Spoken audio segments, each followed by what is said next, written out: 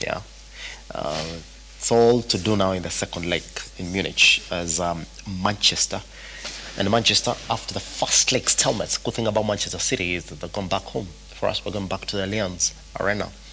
Yeah. Tough competition, I'm telling you. But if you look at the type of goals that Bayern scored, they came from Arsenal's mistakes. Arsenal have been very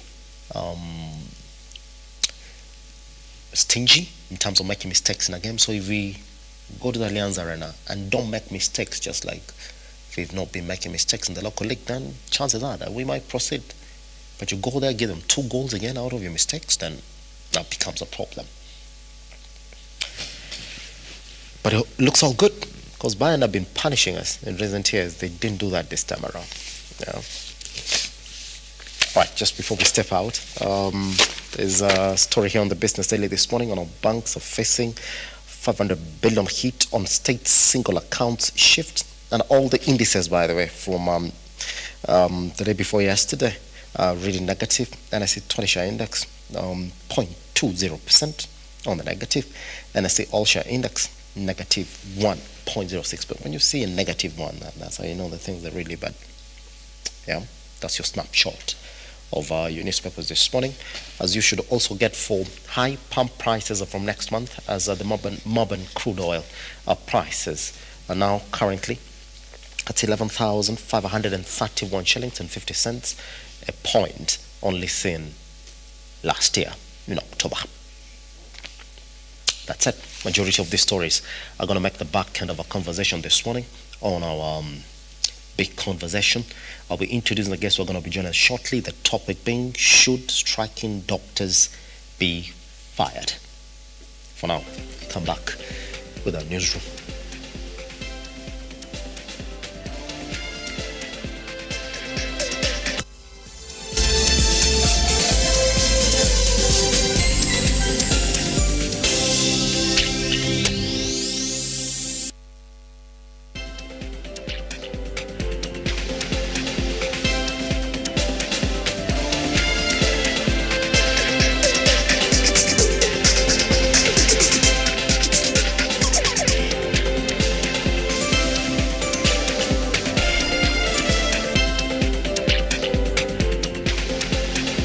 Welcome back.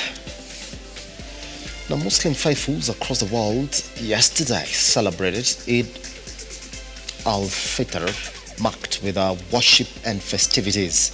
As Martin Masharia now reports, the day was characterized by spreading love and sharing with the needy. Assalamu alaikum wa rahmatullahi wa barakatuh. Hiyo salamu nimetolea Waislamu wote dunia ya Kenya. Muslims around the globe are celebrating Eid al-Fitr, marking the conclusion of the holy month of Ramadan. The festival, also known as the Feast of Breaking the Fast, holds immense significance in the Muslim calendar, and it is observed with devout fervor. Eid al-Fitr begins with the sighting of the new moon, signaling the end of Ramadan, a month of fasting, prayer and reflection. According to Islamic tradition, Prophet Muhammad initiated the celebrations as a way to mark the end of fasting and to express gratitude to Allah for the strength and perseverance shown during the month-long spiritual journey. Allahu Akbar kabira, walhamdulillahi kathira. Wednesday morning in Nairobi, Muslims faithful turned up in different grounds in the mosques for the Eid prayers. In Jamia Mosque, Nairobi, Muslims gathered, young and old, and went on with the prayers. According to Sharif Abdul Ali, stated that Eid al-Fitr holds deep religious significance, and it is time for giving back to the community, as Muslims are encouraged to offer gifts and aid to the less fortunate. However, he said this tradition stems from the teachings of Islam, emphasizing compassion and generosity to the needy. Tumefurahi sana kufika kwa hii siku yetu ya Eid. Ni siku yenyewe ya Waislamu wote duniani, sio Kenya peke yake. Ni sherehe ile ya Waislamu wenye wametumiza haki za kufunga za Ramadhan. Sasa leo ilikuwa ni tarehe ya kusherekea, na kusherekea kwa Waislamu sio kusema ati tutaenda kwa kilabu. Hapana. Tunaenda tunaabudu Mungu, tunaenda kwa kiwanja, tunatoka kwa kiwanja tunarudi nyumbani, tunakula chakula na tunapeana na majirani, sio sisi wenyewe peke yetu, hapana. However, other Muslim faithful urge the significance of sharing among those in need, regardless of their faith.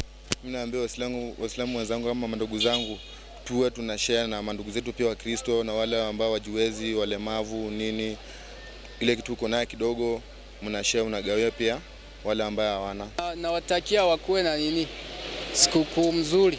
Sema za mtume wetu Muhammad sallallahu alaihi wasallam ziwafikie Waislamu wote. As the Muslim faithful joins the world in celebrating this year's Eid al-Fitr after an entire month of fasting during the holy month of Ramadan, Lookuptv wishes you Eid Mubarak. Martin Masharia, Lookuptv, Nairobi. More than 30 families and traders in Makutano, Kirinyaga County have been left homeless after heavy rains damaged their homes. They are now calling on authorities to intervene as they blame poor road construction for the poor drainage causing flooding in their homes. As the heavy downpour in parts of the country continues to cause a wave of destruction, residents of Makutano in Kirinyaga County are counting huge losses after floods destroyed at least 30 homes.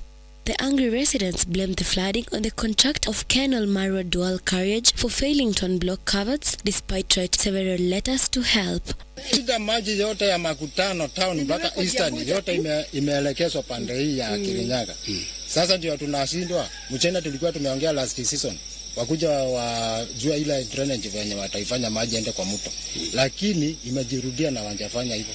Hata usiku hatujui tutafanya nini. Led by Simon Gore, the residents have called on Kirinyaga leaders to intervene and accord them a decent living. Kuja inatuvamia Kirinyaga. Sasa manyumba yetu kama leo hatujalala sababu kuna manyumba zimeanguka, kuna makuta zimeanguka, na hiyo maji yote inasababishwa na drainage ya mchaina. Sababu mchaina wakati mvua ilikuja ikaanza kunyesha, hakusugurikia maji ya drainage inaenda wapi. Na kutoka saa hii hajajenga hiyo mitaro, ile mitaro inatoa maji ni moja tu, sasa inavamia area yetu. Na mahali tuko ni kijiji kubwa. One of the affected, Rachel Njeri, explained how the rain damaged her wall worth more than 100,000 shillings, adding that the floods were mixed with human waste and they fear an outbreak of waterborne diseases like cholera. Hii mahali nimekaa 29 almost 30 years. Na nimekaa bila kuona hii shida. Hata ikiwa maji ilikuwa inakujaga kidogo. When they had noted the what can I say? Ndio matarajete para kule yale na kama makadistroy yale ikaragari. Tumaji tulikuwa tunakuja ni kidogo sana, haikuwa inaharibu. Kidogo tu ile vile inaweza kupita tu kwa shamba yako iko mahali na kama hii na haiwezi kuharibika. Ebikadinyi for the insight. As the fake fertilizer probe is ongoing in Parliament, with President William RUTO demanding compensation for farmers who bought counterfeit fertilizer, here's Lookuptv hit the streets and ask Kenyans what they think about the ongoing fake fertilizer scandal. Let's take a look. One of the main agenda of the Kenya Kwanza government is to ensure food security. But recently, we have recorded so many cases where farmers have been issued with fake fertilizers. Let's hear what Kenyans have to say concerning the issue. Fake fertilizer iko si ati hakuna, ni kitu iko na ni scandal ambayo imeingia katika nchi letu. KEBS na all the authorities yenye nahusishwa wa take it seriously na wa make sure kwamba Wakenya wanapata fertilizer ambayo inayofaa. Hatuamini ya kwamba kuna hiyo mbolea fake. Hata kama iko, hiyo ni scandal kama ile ilikuwa ya sukari ile tuliambiwa iko na mercury.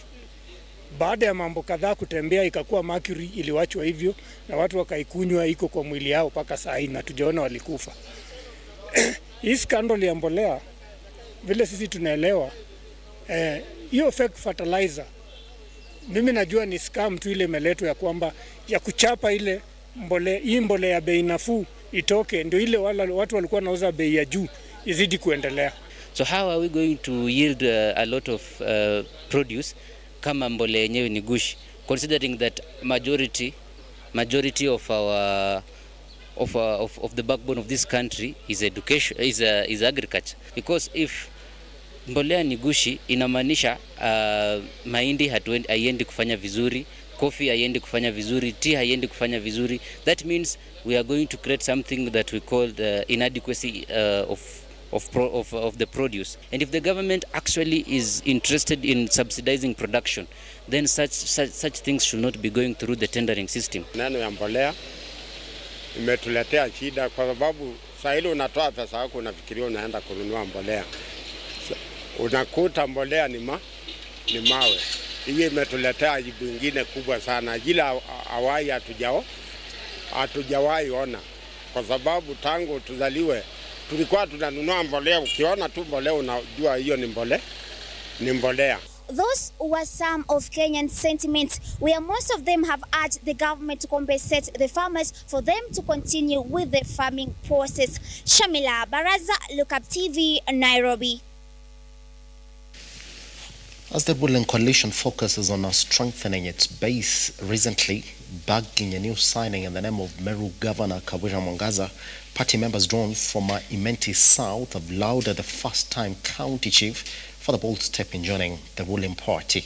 Amid the messages of warmth towards the governor, the party officials and members lashed out at Senate Deputy County Kathuri Murungi's predecessor. Agriculture CS Mithika Linturi was now spared, with calls for his ouster being echoed over failure to address the plight of farmers, not only in the county but across the country. Tunamuomba gavana wetu Kawira Mwangaza, bila amekuja kwa chama, asiwe na uoga yoyote. Na hii party si ya mtu binafsi. Iko wengine walikuwa wanasema ati party iko na wenyewe. Hii party ni ya wanachama, ni ya voters, na ni wa members wale ambao wamejiandikisha kama UDA members. Ya pili, nataka kumwambia seneta wetu Kadhuri Murungi kama atosheki kukaa katika chama ya UDA wakiwa na gavana Kawira Mwangaza akanyange kubwa, sisi tuko imara wanachama wa UDA. Lakini tunataka kumhakikishia akiwa kwa chama cha UDA asikie kuna usalama, asikia kwa nyumbani na hakuna mtu yoyote tunataka ampatie masharti. Mtu asijaribu kuintimidate wa members wenye wanaingia, mtu asijaribu kuintimidate wa governor. She's the best, na sisi tunaona hata tukifika 2027 hata tukipiga mchujo huyo ndiye atakuwa candidate wetu. Niambia rais wetu, tunaona vile agriculture minister Mithika Linturi kunaendelea. Tunaona fertilizer ambayo ni mawe inashunguka huku Kenya ikinunua kwa cereal board. Tunataka kusema rais wetu, tuonee huruma kama Mithika ameshindwa na kazi, mtoe katika kiti ya minister. Kama amezindwa na miraa, yundide tuko wengi. Chagua mtu mwingine awe minister ili aweze kutuletea fertilizer mzuri, ili aweze kutujengea viwanda, ili Meru iweze kuendelea. Wanachama wa UDA tunataka miraa ipate soko, lakini tunaona Mithika akiwa hapo miraa itapata soko. Kwa hivyo tunataka Mithika aondolewe katika kiti ya CS ili miraa ipate soko. Wangapi wanaitikia Mithika aondolewe? Kwa hivyo Mithika aende. All right, moving on then. This morning, let's cross to the doctor strike, which is going to be our major focus this morning, as doctor strike hit day 28, actually 29th today. The new party leader, the new Democrat party leader, David Sudi, has called on the government to step up and address the doctors' demands, noting that their services are crucial. Let's take a look.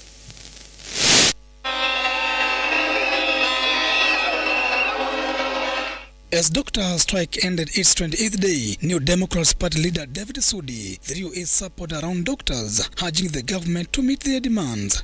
The doctor strike, they are demanding their rights, and I would like the president to listen to them, not to dismiss them.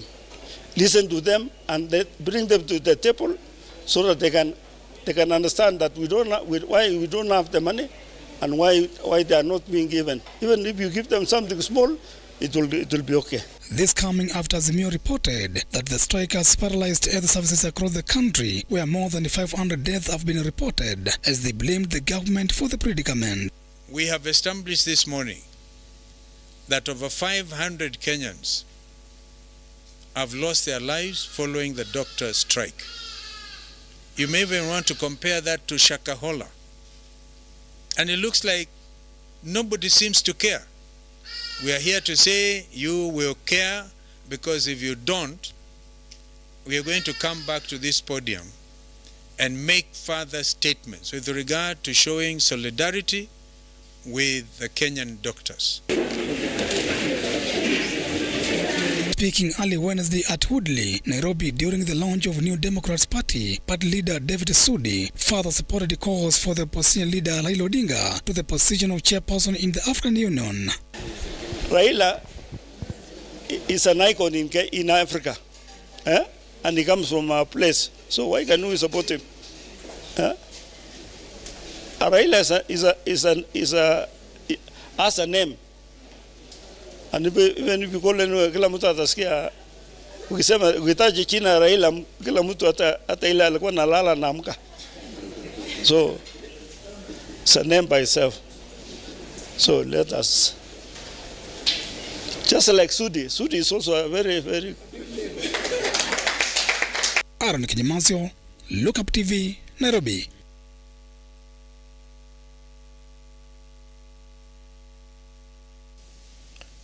The construction of the Menengai forest fence has officially kicked off. The Stanley Lugaria now reports the project, which aims at boosting environmental conservation, will cost 156 million shillings.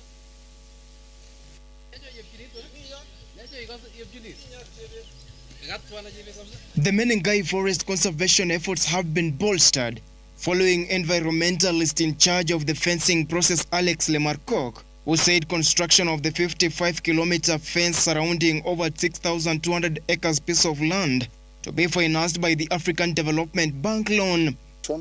Number one, to secure the forest boundaries and the beacons. Number two, to provide for natural regeneration so that we have an enhanced biodiversity arising from what we call protection for regeneration. And therefore, we're going to have a good forest, what we call a natural environment. The project is estimated to cost 156 million shillings, aiming to control criminal incidents following the reported extreme disposal of people's bodies in the forest after they have been killed across different parts.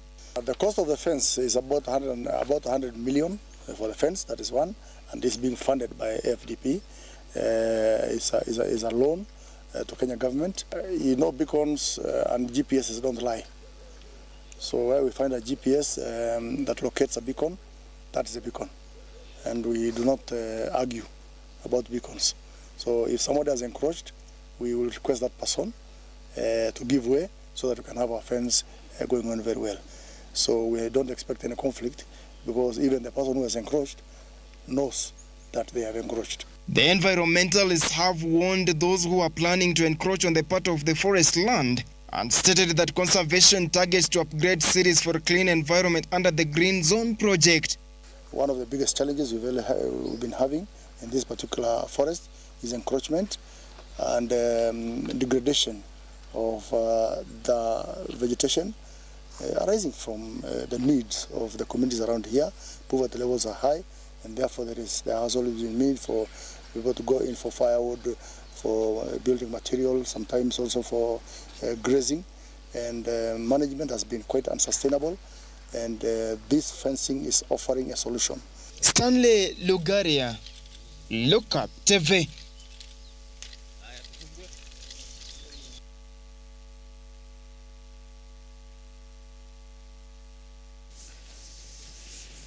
There's just a lot that we're going to put into perspective this morning.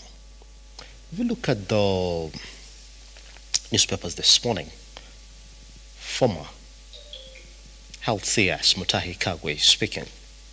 He said that particular deal that was signed, or that CBA that was signed into agreement in the previous government, cannot be implemented according to him. It's quite hard to implement. That they did it in a hurry just to get the doctors back to work. Because if you do remember, back then, they had been on a 100-day strike. The longest, by the way, that the country had ever witnessed back then. Now, the basics are simple, that the county governors are speaking, and we do know that health is 90% evolved, and the national government is also speaking. Or they're saying they don't have the money to give the doctors what they want. The president has already weighed in on this particular issue.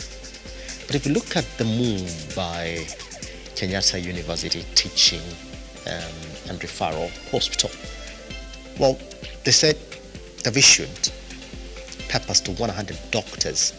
Those are resignation notices or notices to get fired.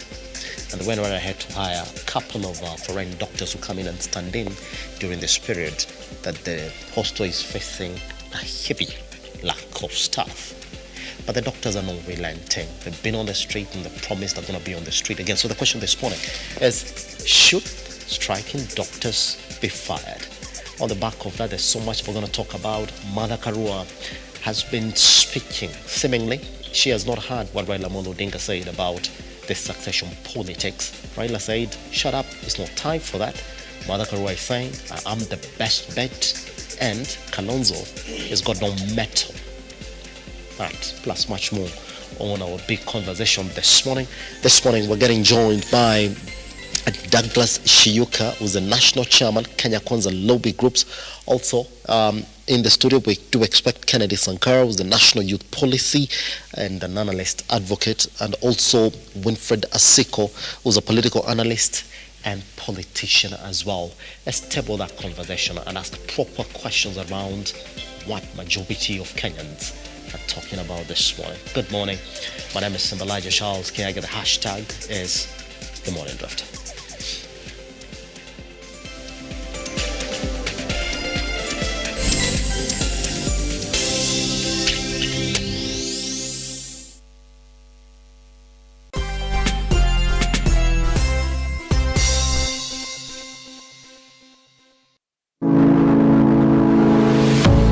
University of Nairobi is a distinguished institution of higher learning dedicated to nurturing your intellectual curiosity and pushing the boundaries of knowledge. From state-of-the-art laboratories to modern libraries equipped with the latest resources, we provide you with the tools you need to succeed. Choose from a wide range of programs designed to prepare you for challenges of tomorrow's world. Whether in STEM, humanities, business, or the arts, our strong industry connections and career service support will help you translate your education into meaningful career opportunities upon graduation. Join a vibrant community of scholars from around the world, fostering cultural exchange, collaboration, and lifelong friendships. Book your space now for September intakes. Log in to https://www.uonbi.ac.ke for a wide range of courses to choose from. You can also contact +254 020 491 0000 or email us at pr@ounbi.ac.ke.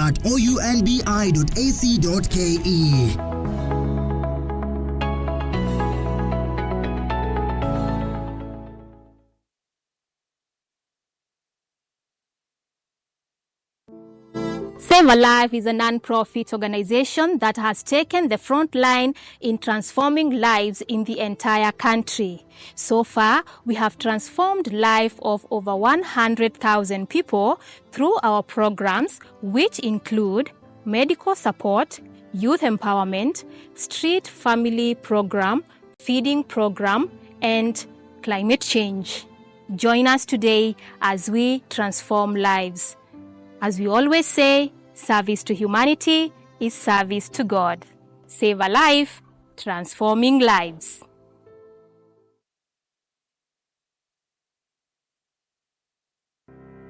Buy Credo Chap Chap across all networks bila stress. Go to M-Pesa paybill number 33000 na uweke account number yako na namba ya simu that you want to recharge. It's quick, convenient, and hassle-free. In just a few clicks, buy airtime. M-Pesa paybill 33000. Account your number to stay topped up and connected anytime, anywhere. Chap chap.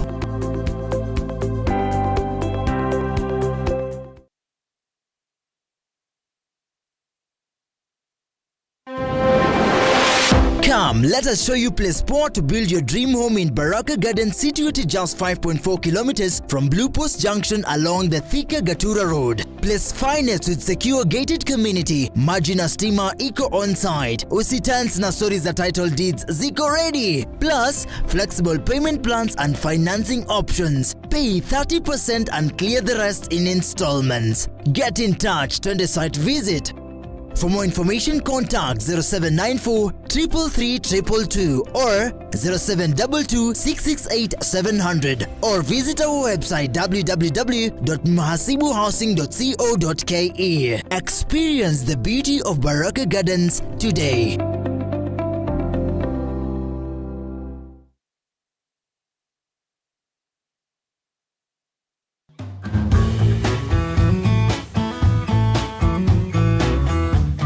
Beautiful, lovely. We have a unique topic that we are going to cover that is called functional family. A family should be functioning such that children are happy at home, the husband is happy at home, and he looks forward to getting back home, and the wife is doing her role very well, meeting all those the children and the husband and the visitors who come. The couples themselves can easily lose each other if they do not intentionally commit to be present into the lives of one another, to love, to care, to provide, obviously, as provision is required, and to make sure that they are friends. It is important for a father to know that he is a role model for his family.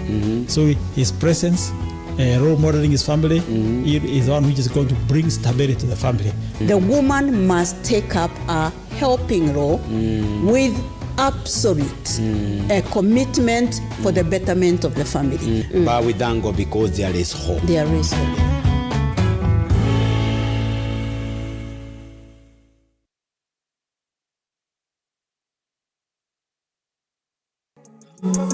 Next on Hapa Kazi Tu. Leo tunaangazia biashara ya picha, photography.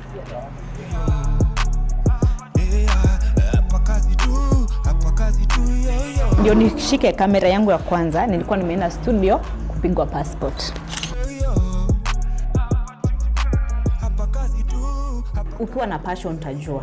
Hii nataka tu kuwa na passion na patient sana ujue kudeal na client. Unajua utakuletwa client, all the type of client. Basi vile tulikuwa tunasema ati utakuja studio jua una nguo. We got you. Ziko. Hapa kazi tu.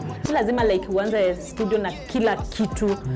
Kamera na unajua kupiga picha na unajua setting, you are good to go. Yeah.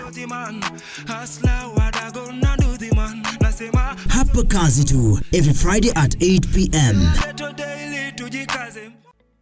Nashukuru sana kwa tatua tatu. Kama hizo pesa zinaweza fikia walemavu kama sisi, lazima watu wabarikiwe. Maisha imekuwa mbaya sababu nilikuwa nafanya kazi kwa klabu nyingine inaitwa Suitable hapa town Thika.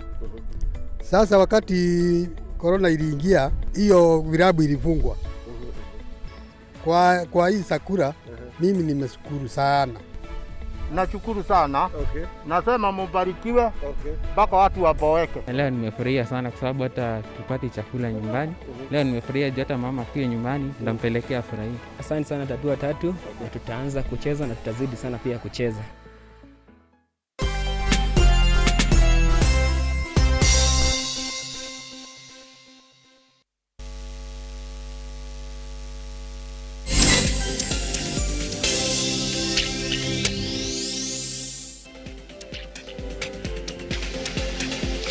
Right, welcome back to the morning drift. This is Lookuptv. My name is Simba Elijah Charles Kiagi. Now, there's just a lot that we're going to talk about this morning. But what is important for you to note that it is now day 29 of the doctor strike. The longest that this country has ever seen was back in 2017 when the doctors were striking or went on strike for 100 days. As it currently stands, majority of public hospitals in the country do not have proper staff that can help them carry out their activities as they should. So this morning, the question that we should be asking is whether this striking doctor should be fired. We've already seen that warning from the county officials who do know very well that they hold 90% of the healthcare in the country.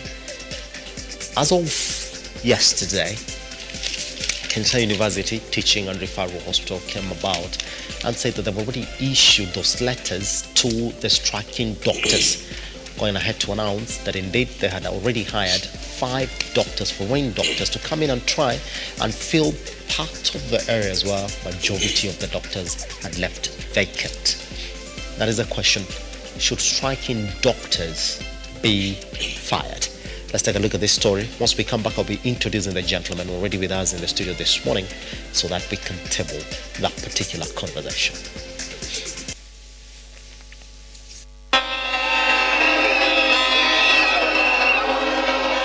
As doctor strike ended its 28th day, New Democrats Party leader David Sudi threw his support around doctors, urging the government to meet their demands. The doctor strike, they are demanding their rights, and I would like the president to listen to them, not to dismiss them. Listen to them and bring them to the table so that they can understand that why we don't have the money and why they are not being given. Even if you give them something small, it will be okay. This coming after Azimio reported that the strikers paralyzed health services across the country, where more than 500 deaths have been reported, as they blamed the government for the predicament. We have established this morning that over 500 Kenyans have lost their lives following the doctor strike. You may even want to compare that to Shakahola. And it looks like nobody seems to care. We are here to say you will care, because if you don't, we are going to come back to this podium and make further statements with regard to showing solidarity with the Kenyan doctors. Speaking early Wednesday at Woodley, Nairobi, during the launch of New Democrats Party leader David Sudi further supported the calls for the opposition leader Raila Odinga to the position of chairperson in the African Union. Raila is an icon in Africa, and he comes from our place. So why can't we support him? Raila has a name. And even if you call him kila mtu atasikia, ukitaja jina Raila kila mtu hata ile alikuwa nalala na amka. So it's a name by itself. So let us, just like Sudi. Sudi is also a very, very... Aaron Kinyamasio, Lookuptv, Nairobi. That's it. But the president's stance on this is known. I mean, it's not new. He's already said there is no money and that the doctors should get back to work. So what is the way forward? It is day 29. This morning again, then, let me introduce the gentlemen who are joining us in the studio. We do have one, Mr. Shuka Douglas. How are you doing, sir? Thank you so much. Good morning. Good morning. Happy to have you around. And also this morning, we do have one, Ken Sankara. Sankara, how are you doing, sir? I'm pretty well. Happy to have you around. All right, let's jump into this particular conversation, man. If indeed there is no money, and the government has made itself clear on it, Mr. Shiyuka, we're waiting for the president to speak on it. He came in and spoke on it. He said, currently as it is, we have no money. And he said the doctors should be true to themselves, that we should agree to try and live within our means.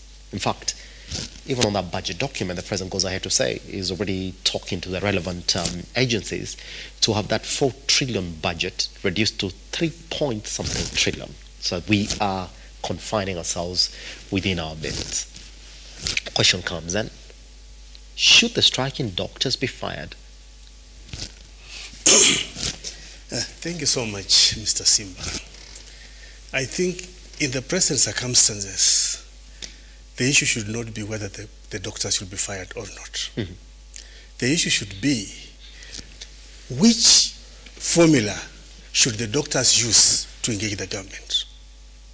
Because from where I sit, I think the leadership of the Kenya Medical Union should look back in the strategy of engaging the government. Because if you look at it, the health sector is a devolved function in the Constitution. Yes. So we have different employment contracts. We have got 47 counties and the national government, which makes this to be 47 counties. Yeah. So there is a difference between the employment contracts made with doctors in specific counties and employment contracts made with the national government. If the doctors have decided to go on strike, they should see the mode of engagement and how to engage the government. Because the CBA that they're referring to, 2017, was made as a matter of political convenience by the former government of Uhuru Muigai Kenyatta, His Excellency. And it was made just days to the election. And today in the paper Standard, the former Minister for Health, Mutahi Kagwe, has acknowledged that CBA could not be implemented. Yes. So it was signed under duress. What I can advise the striking doctors is to step back and see how they are going to engage the government to enter into a new CBA. And for that matter, you should know that a CBA is a living document. It has got a life. A CBA has a life of 2 years. It expires. So from 2017 to 2024, I think the leadership of the Kenya Medical Union have been sleeping on the job. They are supposed to have entered into progressive CBS so that they can champion the interests of their workers. For them to wait for 7 years and then come and say we want this, they should also have a way of engaging so that they have to discuss, agree, and come to a back to work formula. That's the only way I think they should to be approached. Yes. Not the way that we want to be sacked. Yes. Yes, it is good that they are going on strike because they have got the right under the Constitution. But they have also to remember that they took oaths to save lives first. Does it? Yes. Pretty much. So, but I'll be coming back to you on that because that's where the talking point begins. Because you look at that headline for the Standard, then the president currently as it is. Sankara, Kenyatta University Teaching and Referral Hospital, through the chair, Prof. Mugenda, announced that they've already issued firing letters to 100 striking doctors in that facility.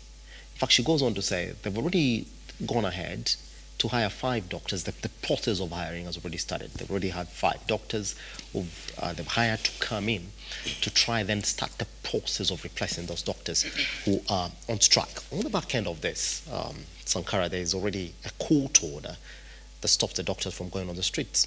But then the doctors said, we're not going to listen to that court order. The president came back from Ghana, and as expected, because now this issue was getting into a crisis mode, he came in and made himself clear, albeit in a charge, and said, we have to be true to ourselves, live within our means. In fact, he said, well, even this budget that we currently have, the biggest that the country ever seen, 4 trillion, we're going to work hard and reduce it to 3 trillion and something so that we try and live within our means. The question then becomes, if that is the status quo, should striking doctors be fired? Thank you, Simba, for having me here once again. Allow me to tell you that doctors are very patient people. These are people who went at certain class for over 5 years and blah. You cannot manage professionals through Mabati system. That is management by threats and intimidations. In fact, they put it very clear that should the government continue with its ulabalos, they are only going to fuel and exacerbate already strike that is already in a crisis peak. So at this point in time, we must reanalyze and ask ourselves, in whose interest are we going to fire the doctors? Even those who are being hired, they are not cows. Even cows are fed and given water. Even donkeys don't work for free. The environment must be conducive. We should actually go a notch higher and try to interrogate the content of the CBA that the doctors are talking about. The problem with Kenya Kwanza administration, led by their president, is blame game strategy. You had our friend from the government side here saying it was Uhuru's government, while he is failing to acknowledge that Uhuru was deputized by one William RUTO, who is currently the president of the Republic of Kenya. This blame game rhythm may not help us at this point in time. We ought to be strategic enough to ascertain the expectations of the doctors vis-a-vis what's happening. I don't think it is right for the president to address doctors in charge. This is a matter of national interest. This is a matter, it's a crisis actually. You don't go addressing doctors in charge. He ought to have called a state of nation address. This is something that we are missing in former President Uhuru's regime. Uhuru would address any other thing. These excessive road carnages, Uhuru would be on the state of nation address, addressing matters that are arising in the country. But currently we have a president who over-travels. When he comes back, he goes to a church. He says, let us live within our means. Since when did people start living off their means, if not the government? They are talking of people, doctors living within their means while he's putting a watch worth 10 million. They are talking of doctors living within their means while they are spending over 3 billion on domestic travel, 1.2 billion foreign travels. Look at the star break for you that budget in the shortest time possible. We can preach water and take water. You can't preach water and take wine. You preach water in public, hides behind the walls, sips wine. What to say wajinga in Kenya? You cannot fire doctors because they are striking. Even those ones you are going to hire will eventually strike. Will we be firing? Is that the solution? I said management by threats and intimidations will never offer a solution to this crisis. Remember the CBA that we are talking about. It was not those allegations of document being signed under duress. Why didn't government come up to speak about this? They had to wait for 7 years to tell us that the document was signed under duress, even if doctors took 7 years. Before these doctors went to strike, they issued, it is on the public domain, 19 consecutive strike notices. But guess what? The government had the first up to the 19th strike notice. All they could do is to address affordable housing, as if we are living on trees. Now when it comes to the doctors now execute what is rightfully theirs. Doctors are not striking. Allow me join Atela and his team. It is the government which is striking. Doctors are currently doing what we call industrial action.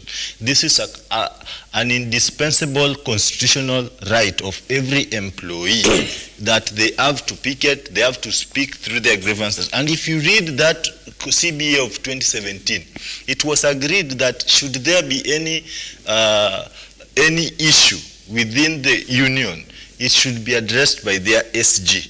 Any internal issues, it should be addressed by their SG. And the SG has been very crystal clear that this is the position. The striking doctors, the doctor strike, quote unquote, must be given attention it deserves, because we cannot continue advising our bright students to go and enroll in medical courses, yet every strike in this country, there are two professions that are always looked down upon. That is the teachers and the doctors. And these people play a very crucial role in this society. Everyone is a courtesy of what they are because of a teacher. Even these doctors teach the students. I said and I've been saying that a frustrated doctor is a very dangerous person for the public health of this country. So we must treat doctors with decorum. We must respect our CBS. A government never expires. There is no, the argument that it was Uhuru government, blah, blah, does not hold water at this point in time. All that matters is that there was no single day that we were told, you know what, the people of Kenya, we don't have a government today. The country is in autopilot. No, we are not in Haiti, we are in Kenya. We've been having successive regimes. When you come in, you pick it from where it was. But see the person heading the Ministry of Health, Susan Nakumincha, very clueless about what is happening in the ministry. You cannot intimidate doctors. That is not a solution. You have to sit with these people down. These are very patient people. They sat in class for over 5 years. You can't come and dance to them with threats of firing and hiring. Whom will you fire? Even us, we will join doctors in strike if the government is going to continue threatening doctors. The threat is not an issue. We need to analyze what the doctors want. If you read that CBA, they're talking about working condition, internship, trainee, and deployment of trainees. All these things, these are non-negotiable things. You find a doctor is in the hospital without protective gears. They are handling very contagious diseases. How do you expect that doctor to work? Then the government will come through their political propagandist, like my friend here, then tell you they want 2 billion. For what reason? No, let us be factual. I'm not a propagandist. Here's the thing, Shiuka. Yes. We got to go back and start asking ourselves these questions. There was a question asked by the azimio members of parliament in the house. They say, well, some of these issues they're not surprises. I will take you back to a story that we did on Lookuptv, on our www.lookuptv. We did on August 21st, 2023. Here's the thing. This is Kempidu that was addressing a press conference on that particular day. The issues were basically that they were concerned the government was not paying attention to some of the notices that they had given them. On this particular one, in 2023, they issued a 7-day strike notice for the withdrawal of services for medical practitioners, pharmacists, and dentists in all institutions under the Ministry of Health and county governments through the Republic, as the health CS maintained there was no money to facilitate medical interns. That was the issue. That they raised this issue back in 2023. And the health CS came in and said, well, there's no money for these medical interns. Let's look at how this particular issue has developed. Well, the government was ready now to negotiate with the doctors. In fact, in the latest offering that the doctors refused, the government released 2.4 billion. You sort of get the feeling that if they were only asking for 1.2 billion, that had the CS essentially raised a red flag within the ministry and said, we need this to facilitate the onboarding of medical interns, somehow we couldn't have been here, Shiuka.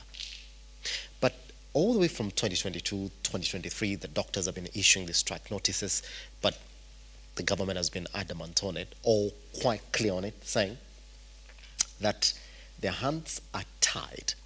These are statements that are coming from 2023. On this basis alone, now the doctors on strike because the issues have not been listened to. Should we turn the blame from saying fire the doctors because the negotiation should have been done a bit earlier to fire the guys at the health docket? Mr. Simba, I'm just wondering to which government these doctors were issuing the notices. Yes. As I said in my opening remarks, that we have got 48 counties. Yes. And we have got doctors who have employment contracts with county governments, specifically. And this health issue in the county government is tackled by the chair of health, yes, the governor for Tharaka Nithi, His Excellency Mudhemi Njoki. Is the chair of health in the county in the county government. We have the Minister for Health, Honorable Susan Nahomicha. Mm-hmm. And then we have the Minister of Labor in this matter. So which county was these doctors issuing these notices? Yeah.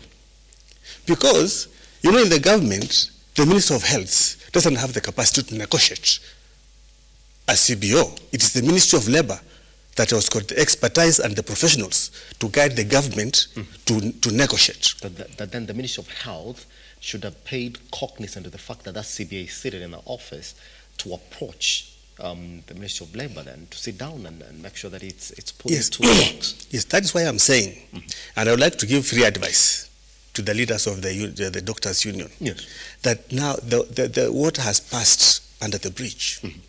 Now the Minister for Health now cannot tackle this issue. It is now on the table of the presidents. You know, when His Excellency the President pronounces himself over an issue of this magnitude, then that tells you that it is on his table. Mm-hmm. Now, I'm advising the leadership of the union. They have a right to picket and demonstrate under the Constitution.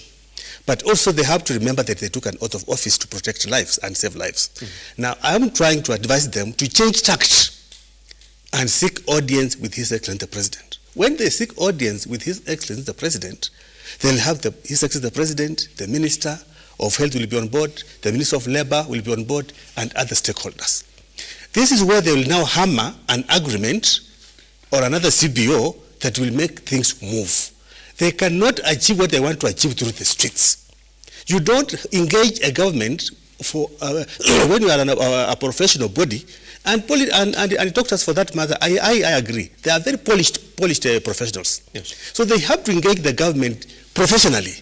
They should not go and wear the shoes of politicians in the streets. How do you sign a CBO on the streets? Let them come down, see how they can engage the president. Allow me because when they engage the president, yes, they engage all the stakeholders. They have a meeting. They put their grievances on the table. They see how they can save this country. These are patriots. Yeah. They should not exercise patriotism. There is no way how they're going to enter into an agreement, for example, that is going to define how on the back to work formula on the streets. They are supposed to have a meeting. Let them act professionally. Yes. To the order of service. Yes. Sheila, if you can then this morning, because that's where my next question comes from, before we give it to Sankara this morning, also to weigh in on that particular one. If you look at the Standard this morning, it's got this story of Kagwe, that's the former health affairs. He accepted within the 2017 period. Yes. He said, now I want you to listen to it, the RUTO lie. That's what he said. But here he's telling us but in this, it gives cognizance to the fact that the two gentlemen, that is Uhuru Kenyatta and then Deputy President William Ruto, essentially lied to the doctors.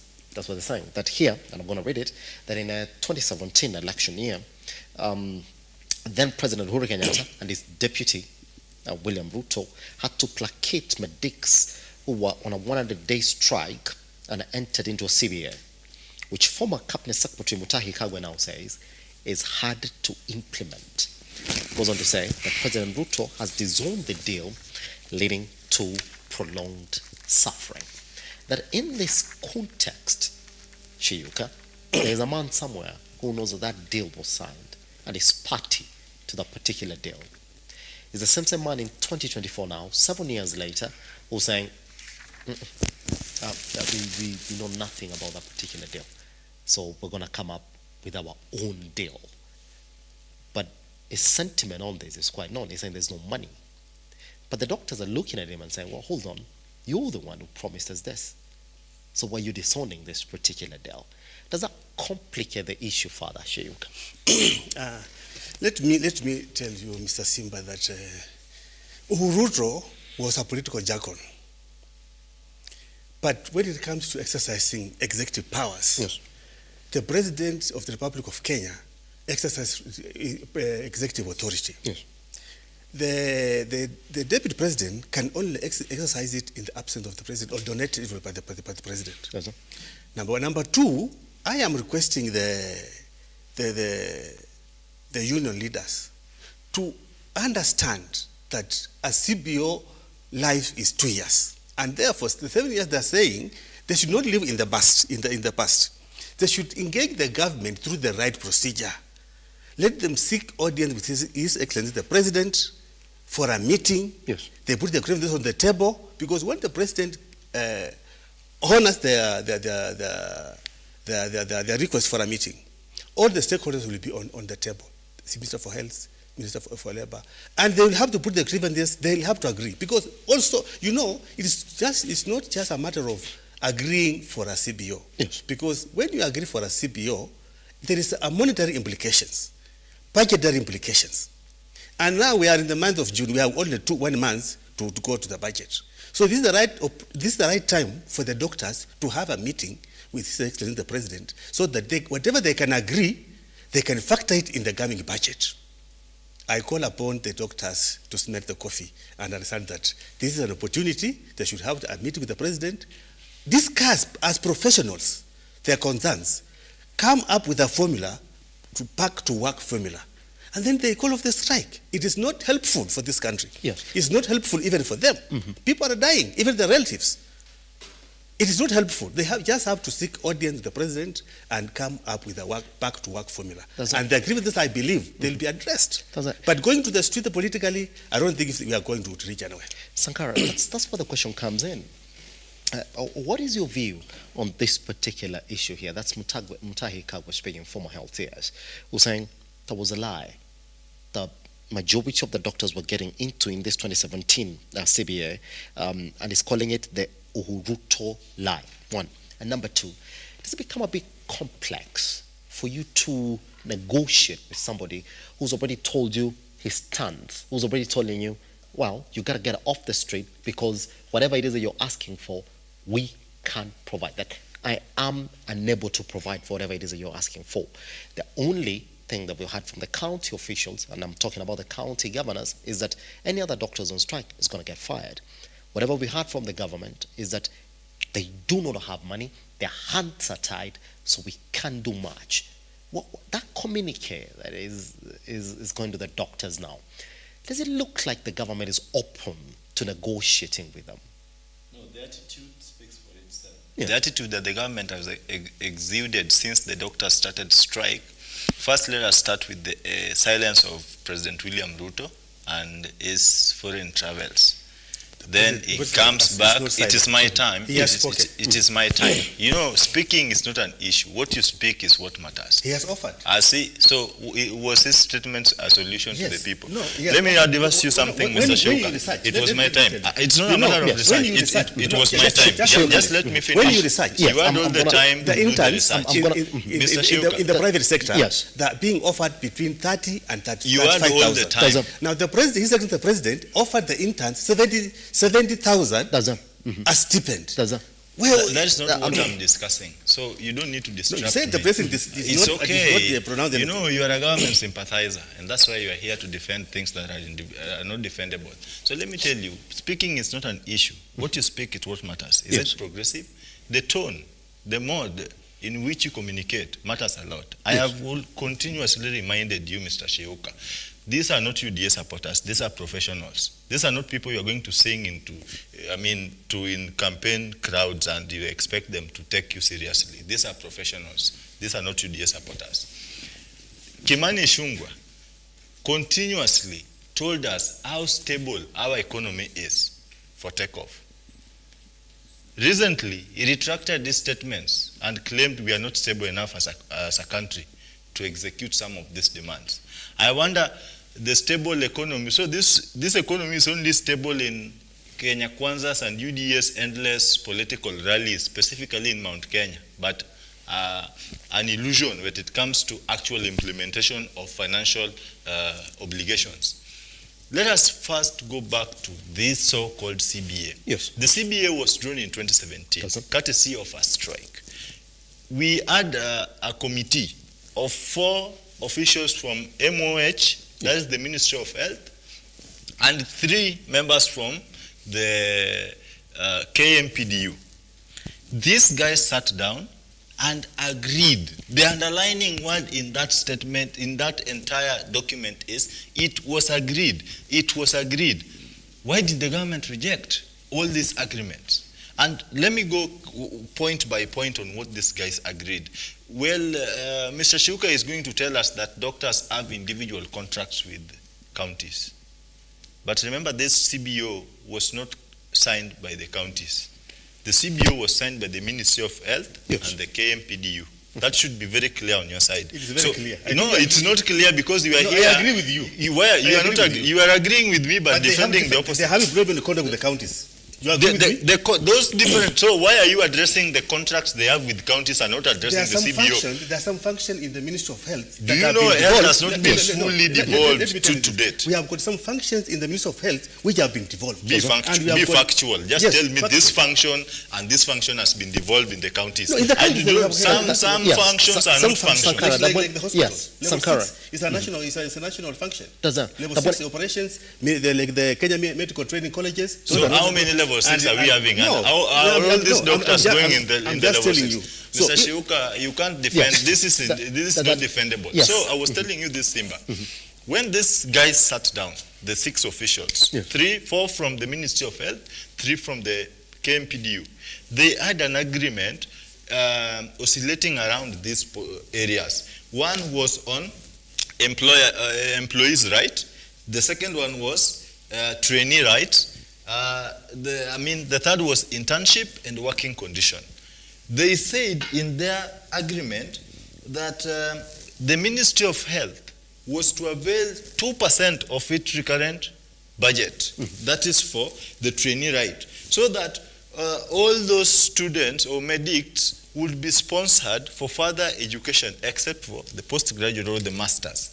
Secondly, on internship, it was agreed that all interns with clearance from KMPDU and Pharmaceuticals and Poisons Board, the PPEO, were to be posted out of their own choice. They were to choose based on available spaces. And then, thirdly, these doctors were to be classified with a starting salary from job group M. It was an agreement. I think that agreement, those people who were fronted by the Ministry of Health, they were never drunkards, neither did they lose their memories. They were very sober, and if they noticed that this was an unforeseeable agreement, they would have moderated on how to stretch some areas and amend some areas within their meeting, because there was provision that the committee to meet at least every 6 months, so that in any case there are matters arising from the agreement and even installation of implementation, they would adjust appropriately. From the SG side of KMPDU, the government has never shut them down all this duration. And that's why they've been issuing those consistent 19 strike notices. It is not, the problem is not with doctors. It is the arrogance, the carelessness, and the I don't care attitude in which these professions are being handled. Remember, these are people who've paid heavily. Look at the current education system. Look at the medicine as a cost. How much it costs to pursue that course.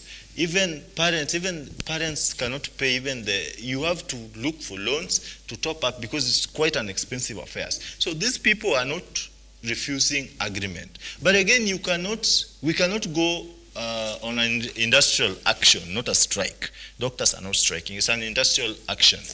Then we come up with an agreement. Then you fail to execute our agreement.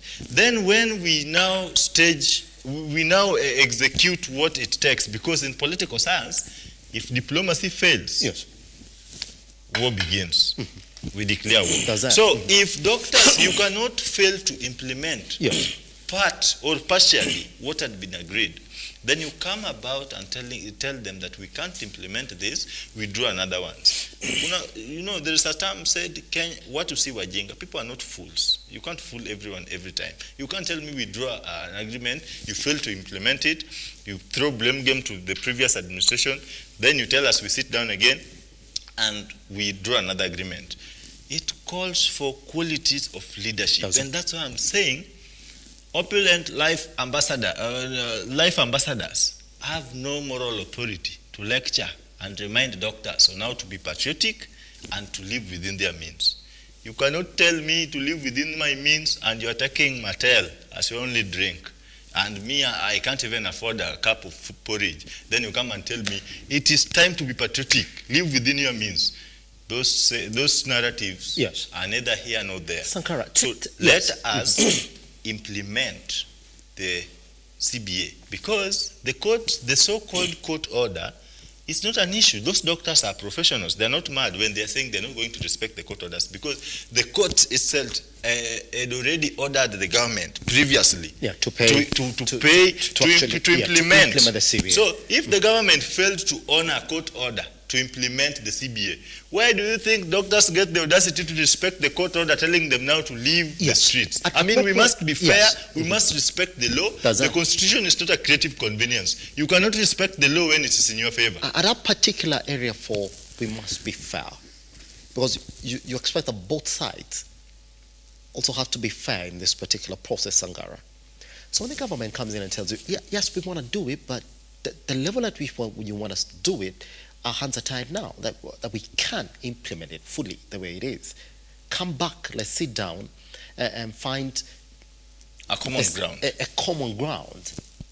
So why can't the doctors be fair? It is from possible, that end as well? Simba. I have talked of something. Yes. Maybe if our keen listeners were with us, that I said the attitude you exude in the midst of a crisis is what determines the outcome. It is not the crisis. The magnitude is not a problem. What so attitude you read from that the from government side? has so far shown is an attitude of management by threats and intimidations, an attitude of I don't care, an attitude of we don't have money. Because if the president was very passionate about solving this health crisis, it is not right to go address health issues in the church. It is not right Nakumincha to attend funeral meetings and address medical issues in funerals while she can't sit down with doctors. I mean, the attitude, very important.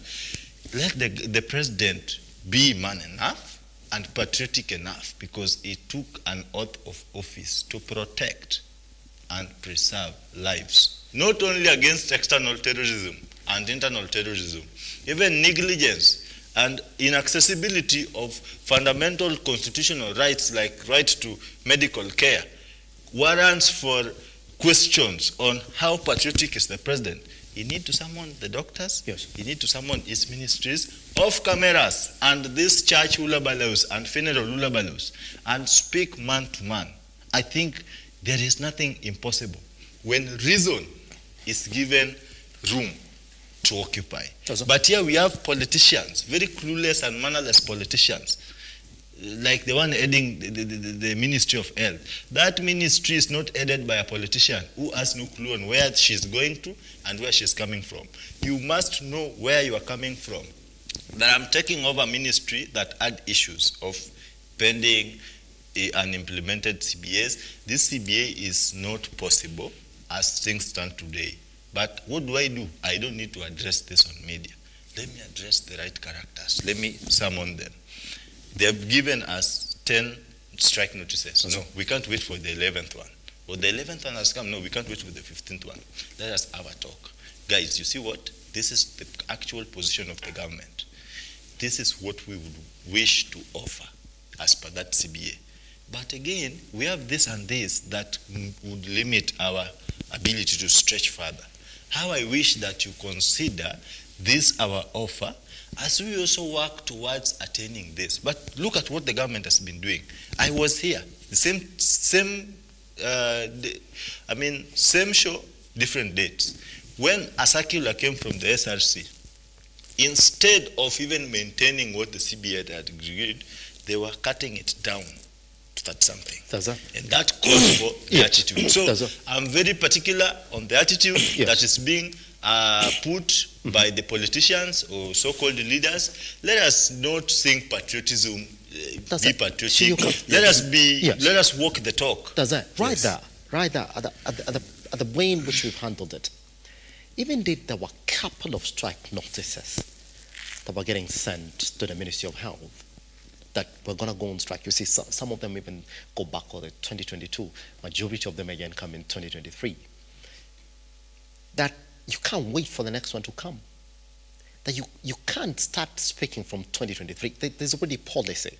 We do know very well that the posting of medical interns in the Ministry of Health is policy. And our policy sits right there within the Ministry of Health. That it's policy, and you're getting a challenge as the CS in implementing this policy, You should have already rallied a long time ago to make sure that you don't walk into a crisis in the Ministry of Health. Not even on the basis of the CBA, but there's one that is speaking about policy. That there's negotiations, the headlines of the Ministry of Health negotiating with the doctors. We should have seen it a long time ago by the CS. One. Number two, that it's only now that the doctors went on strike. They were not even getting on strike on how much medical interns are getting paid. They were getting on strike on that broken policy of the posting of medical interns. They got into that negotiation, then all of a sudden, a circular that is signed by the Ministry of Health and SRC emerges on how much a medical intern should get paid within that particular negotiation. So on the basis of those two, the approach, the attitude that he's talking about, that, hey, we know how much a medical intern should get paid. Don't tell us. Number two, that we gave you many strike notices, you didn't honor them, that even when the Treasury was breaking that policy, you didn't rally behind us. On that basis, does it become also a bit immoral, because the president is calling for the doctors to be fair, does it become immoral for us to say fire the striking doctors? Because they told us, they gave us time to negotiate, Shiyuka. Thank you so much, Mr. Simba. It is not going to help us if we are going to live in the past. Does it? His Excellency the President is being honest with the doctors that we don't have money at the moment to address your grievances. Those 9 notices my friend is referring to, I want to ask you, when did the Kenya Kwanza government assume power? The Kenya Kwanza government assumed power 2022 August, when already the budget had already been read. And you remember when the Kenya Kwanza government came to power, it found empty coffers. It found empty coffers. There was no money. Yes, Sankara, I'm going to give you a right of response. There was no money. Yes. So His Excellency the President is being honest with the doctors that I do not want to sign an MOU with you or a CBO with you under duress like the other one. You see, the other CBO was signed under duress. How can because, we confirm because that? His Excellency, the former president, wanted to please them to get the votes, and he did. RUTO die, Mr. Sheuka. And this has been confirmed. You cannot exclude President this has William been Ruto in confirmed this matrix. by none other than the CS for health that time, Mheshimiwa Mutahi Kagwe. What if That he was this, hired to but defend the this government? agreement was for political expediency. It could not be serviced. So the president is being very honest with himself that, come we discuss. There is no money in the budget at the moment, but we can discuss and see how we can service this. How we can have another MOU and we service it in phases. Because there's no way an MOU can be serviced once. It cannot be serviced once. On the basis. Because it has to be serviced in phases. Does that? And this servicing involves money implications. Yes. Which is supposed to be factored in the budget. Shiyuka, yes. I'm going to put you in the shoes of these doctors. I mean, we're on the street. Yes, we feel aggrieved. Making a couple of promotions, insurance, yes, possible medical interns, the amount of money medical interns are getting paid. Then also employment of more doctors as well. There's even the payment of the further studies for majority of these doctors in the country who come back and service the healthcare sector in the country. So let me put you in the shoes of these heads of unions. You've gone into a negotiation. Yes. And you've not said no, you've actually gone. Because so far, within this strike, we've seen 3 meetings that have essentially just failed. Actually 4, to be precise. And Nakumincha had 2, and the PS for public service also had 2 that essentially failed, up until the doctor said, well, the guys you're sending to us are puppets, come and solve this issue yourself. So even did you want a solution, the same person who's giving you a solution, Shiyuka is the president, and you've called him out to give you that solution. He's the one saying, no, that whatever you're asking for is not tenable. On the issue for medical interns, he said, you see, what we are offering you is a training before you are officially registered as a practicing doctor in the country. It's not a salary. Good. Yes. Goes on to say, well, That's come, we give you this money, then you'll be employed later. But in the same phase, you have a health CS who's telling you, well, we're churning a lot of medical practitioners in this country. We've got no place for them in the healthcare sector. So there's a 50-50 here. But if you look at what SRC essentially envisions a medical intern to be, that stipend, it's actually employment. Because within that, they're also paying their statutory deductions. There's NHIF, there's all the payee as well. So it's a salary per se. But we're speaking from two sides. SRC knows very well that this is a salary. That's why we're deducting it. You will pay you, you're going to get deducted, the statutory deductions. KMPD is saying, fine, let's negotiate on it. But the same person that you want to give your solution, Shiuka, is always telling you, that money is not there. They've already set for you a price. It's going to be 70,000 marks. As a failure of negotiation, that how did we achieve this particular figure? You didn't talk to the doctors, you didn't negotiate with the doctors. The Ministry of Health and SRC came up with this figure. You didn't negotiate with them, Shiuka. So the attitude that Sankara is talking about this morning, that in this crisis, if you want to make steps, why can't you involve the same people who are striking? Because you saw, they even now offered this money for medical interns. They said, well, you've now negotiated with us on this particular figure, so that's yours. We're not going to respect it. Do you read a wrong attitude from the government and even the president in this particular crisis? Thank you so much, Mr. Simba. In fact, I read wrong attitude from the leadership of the KMDCU, for the doctors' union. Yes, they have a very wrong attitude. On the basis of what? And you see, when His Excellency the President pronounces themselves, and I'm telling you, they cannot achieve this CBO in the streets. Let them be humble enough. That's why I'm saying they have got an attitude. In the sense, yes, Shiuka, and I don't want to cut you short. Yes, that you're right. You're right. The streets in this country have given us so many things, and the doctors are reading from a successful script somewhere else. In 2017, them being on the street for 100 days gave them a CBA that was never implemented fully. Yes, under duress. That's it. Now they're back to the streets again to ask, why every time we go to the street we get something. And you see what they're saying here? I'll read for you what the KMPDU Secretary General is saying. He said, we like striking. That's what he's saying. I don't want to read the entire statement. He said that we like striking. And so we're going to keep on striking. This government essentially is going to only take strikes as the only collective bargain. But here's the thing, though. When the president has sent in the CS has failed to get an agreement. President sends in the PS for public service. He fails to get an agreement. Don't the doctors then have a right to go to the street because of all the avenues that the government is currently using to address this particular issue, Shiuka, they're failing? You know, let me tell you this. Why I tell you the doctors should spill the coffee and go on that negotiating table with their clean hands. They should not go with the demands, we want this or nothing. There is nowhere. There is nowhere. Yes, I agree. I agree. Doctors are very polished politicians. Very polished professionals. Yes. But they should not go to the negotiating table with the clenched fists.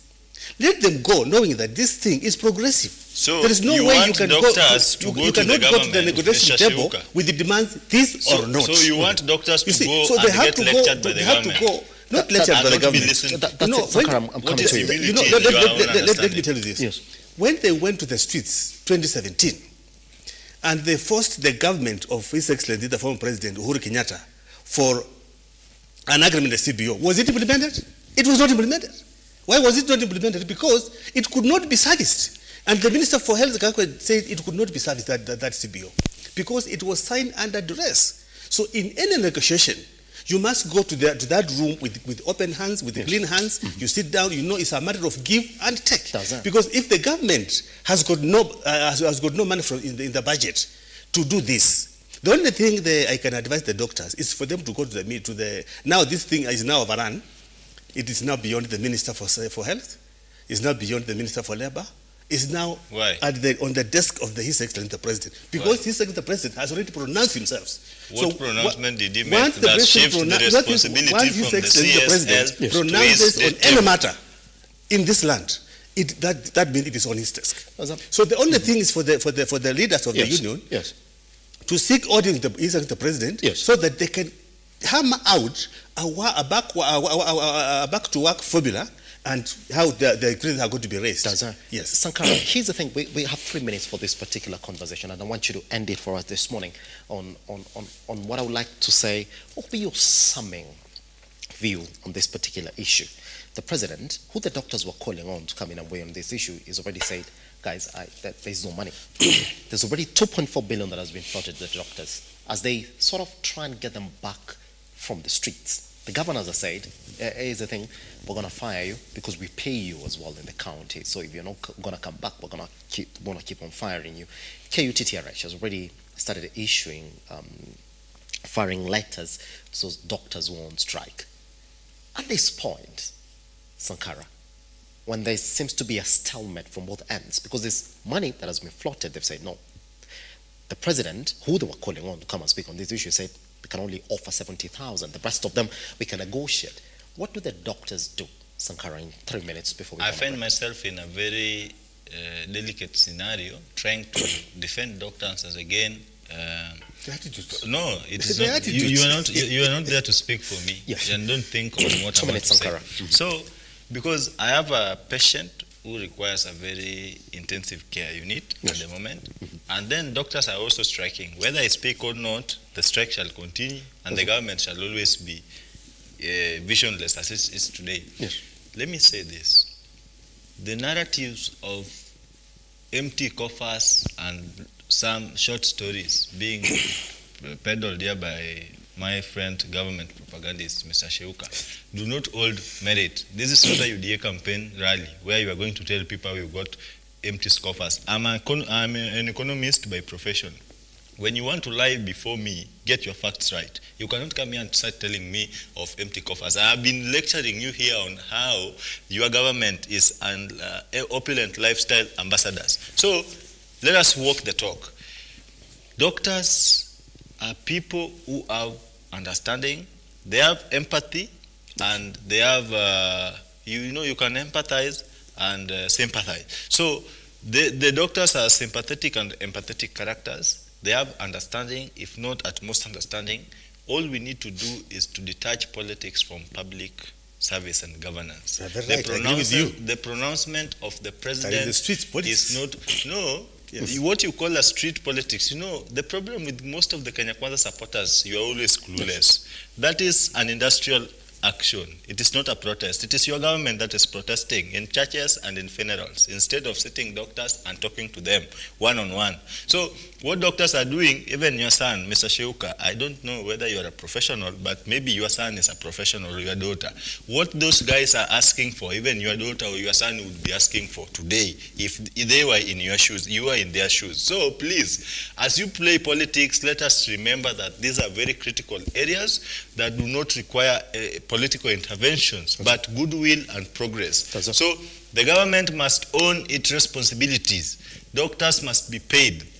Those interns, the government through the CS Nakumincha has been talking of, we even have, I've talked of the attitude. We have even some interns who are willing to be posted for free just to get that clearance. That tells you there is a problem somewhere. Doctors have to be, that is slavery. You have to enslave a professional to clear them, to showcase to the world that they have a paper. That should come for free. So the issue here, Mr. Sheuka, and your UDA bandwagon, it is not about posting interns. It is not about posting interns. We're not taking them to the streets. These interns are human beings. You didn't fly when you were coming here, Mr. Sheuka. Simba, just a minute. You didn't fly when you were coming here. You used a public service vehicle or a personal vehicle. That vehicle is fueled. You had to have a driver to come here. So, please, these are sons and daughters of human beings who are paying taxes to this country. They need to live under decent conditions. They need to have food. They need to dress well. Doctors cannot appear in the medical corridors dirty. We must pay doctors. It is non-negotiable. It's either the government is going to fire doctors, then we as the voters, patriotic citizens and leaders, we are also going to fire the government. Pretty much. Yes, we are going to fire this. We have the power to recall. So we will recall them because they have failed.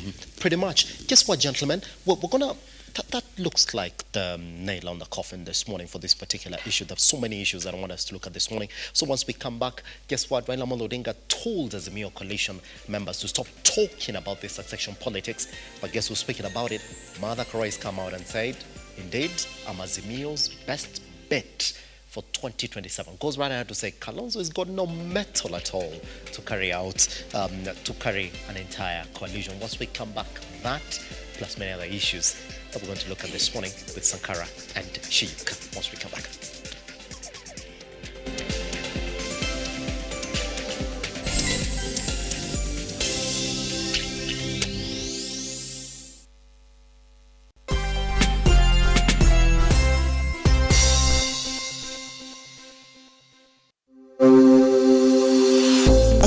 University of Kenya, which was chartered on the 3rd of August 2023, aims to revolutionize higher education by breaking down barriers such as cost, previous exam grades, and geographical location through online open learning at the comfort of your home, job, etc., thus ensuring accessibility to education for all members of the society. In a nutshell, Open University of Kenya leverages technology to deliver education.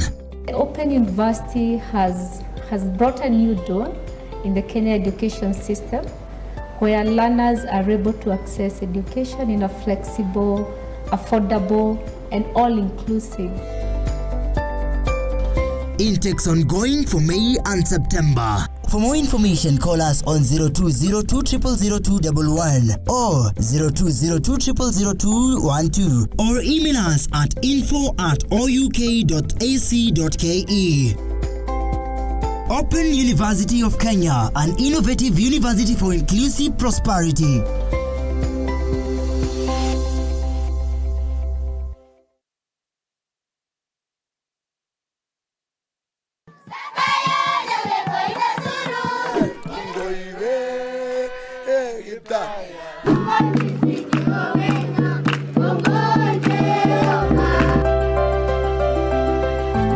Tuko hapa Kaptara, tunataka kusema asante sana RUTO Foundation kwa mambo mazuri ambayo wameweza kutufanyia leo. Wakaaji wa hapa Kaptara, wakaaji wa hapa Salawa, wakaaji wa hapa Mujukwo, mpaka wakaaji wote ambao wanatoka hapa Baringo County. Naambia RUTO Foundation asante kwa kazi nzuri wanayofanya. Mungu awabariki.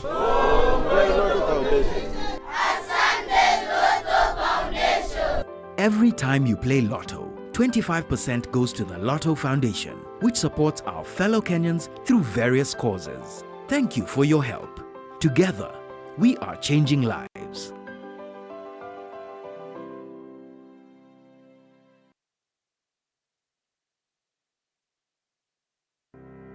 Buy Credo Chap Chap across all networks bila stress. Go to M-Pesa paybill number 33000 na uweke account number yako na namba ya simu that you want to recharge. It's quick, convenient and hassle-free. In just a few clicks, buy airtime, M-Pesa paybill 33000. Account, your number to stay topped up and connected anytime, anywhere, chap chap.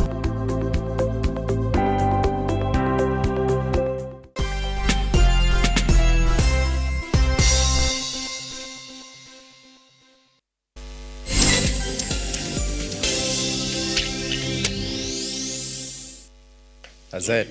A Lookuptv across all your social media platforms. This is the Morning Drift. My name is Simba Elijah Charles Kega. Now let's just move a little bit away from the striking doctors in the country currently as it is. The next 30 minutes just going to be looking at top issues from across the country. And Sheila, if you can then take us to the Daily Nation this morning, because that is where our conversation begins. Just who's speaking, Martha Karua is speaking about what she thinks is going to be the outlook of the Azimio coalition in 2027. Shuka, I'll start with you this morning.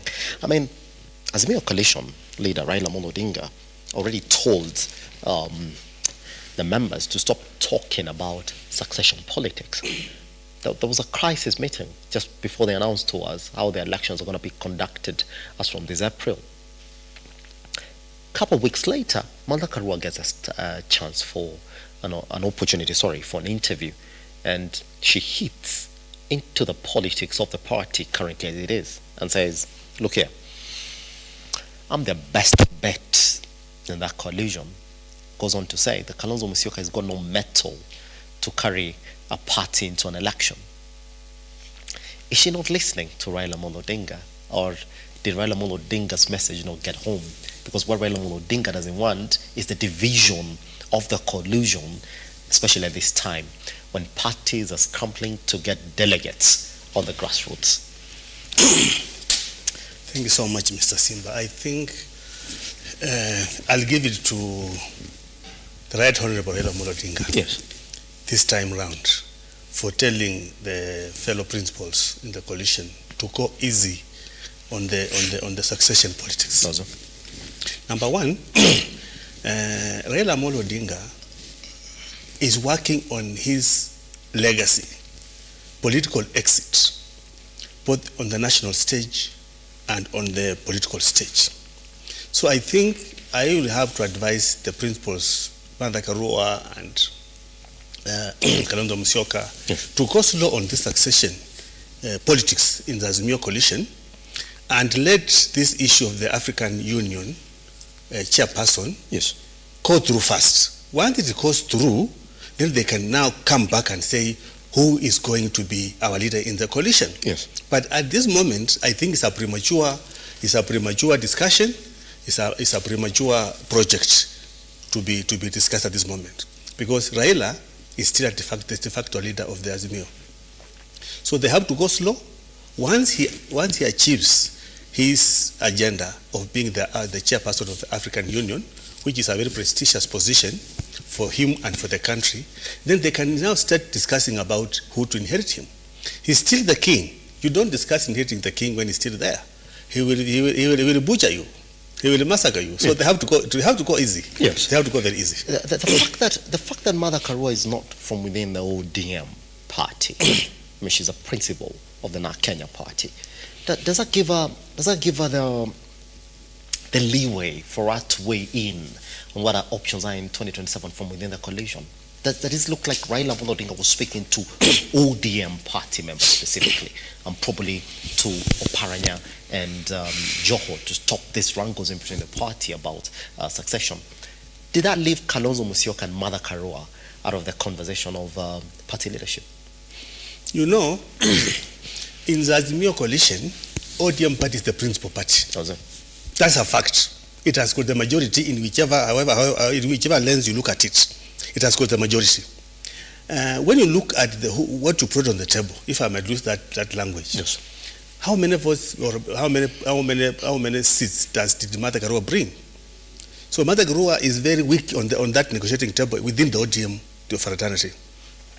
And Raila Amolo Odinga was right to advise his principal assistants, Mheshimiwa Paranya and Mheshimiwa Joho, to say that you will decide. In fact, he was silently handing over power to them, because he said the matters to do with ODM they will handle. So, but the matter of the coalition, within the Azimio coalition, I think these are politicians, and each one of them is trying to position himself or herself to succeed Raila. So to me, it's a healthy discussion. Yeah, but they have to wait at least for the doyen to achieve his dreams of being the AU chair. That's now becoming to you, because there's also a headline here on page 8 of the Standard this morning that said that for Raila it's a case of damned if it did and damned if it didn't. Well, we're going to come and make sense of it, because your view is that, well, hold on and then hand over. But there's a view that it's got to fight both right now for the balance of power. Sankara, on this particular issue, Raila Amolo Odinga spoke about it. There was a crisis meeting in ODM, or should I say the Azimio coalition crisis meeting, where Raila Amolo Odinga made it very clear to majority of the principals in that party and told them, hey, these issues of party succession, these issues of 2027, please, no, not now. Shut up, focus on getting your delegates on the ground, focus on your party primaries, focus on everything that you can do so that you make your parties within this particular coalition stronger. Issues of succession, later on. But looks like Martha Karua was not listening. Sankara, here she is telling the Azimio coalition members, look here, I am your best bet in 2027. Even that Kalonzo cannot fight me and win in an election. You know, you may be right in your own view, and I say your own view should be underlined in bold and in red pen. Yeah, she's right. Yeah. She's best. You know, she's choosing her battles wisely. She's not saying she's the best over Alina Azimio, but the best against Kalonzo. You know, Martha and Kalonzo have a long history of having served in previous governments and regimes, holding different roles. Maybe they understand each other more than we know. You know, in politics, a lot is hidden from the normal eye or in the public domain. But all said and done, I think we need to depoliticize conversations thereafter elections. Because Kenya has been a country that goes into elections, elect leaders, and start speaking on how to win the next elections. Most of our politicians are concerned about the next elections instead of the next generations. Martha Karua with our political party, the NAK Kenya, she should be very worried on how strong is NAK Kenya on the ground. This is not the time to decide, to start discussing succession politics. Yes. There is no lacuna anywhere. The vacuum is not yet created. We need to see Martha Karua holding this government accountable with facts and not mere press talks here and there on who is suitable. I don't know what metrics she used to ascertain that she is the best suited and not the rest, but even if she plucks the gender card, it may work against her. Politics is all about numbers. The currency of politics is numbers. Numbers are people. So as long as NAK Kenya is not strong on the ground, yes, it may have very minimal chances of negotiating up here. Because just as the other colleagues spoke about ODM being a principal party in Azimio, that is true. ODM has the majority senators, MPs, MCS, and everything, and even members. So we need to build the coalition first, yes, before we can speak of who is going to take over from who. Let us pull together from different directions. Let Kalonzo strengthen his party, just as he has started walking around the country. Let us also see Martha Karua leaving her comfort zones and press conferences and threats here and there and start building NAK Kenya. Then when that is done, Raila also took an initiative and reminded ODM that, gentlemen, I am still the commander-in-chief of this party. I'm still around. Please, play your politics, build the party. Then now they come together that ODM has done this. We are very strong in the south, north, and blah, blah. Kalonzo through his Wiper party, no, we have done this, we have done this, we are now better off as opposed to last elections.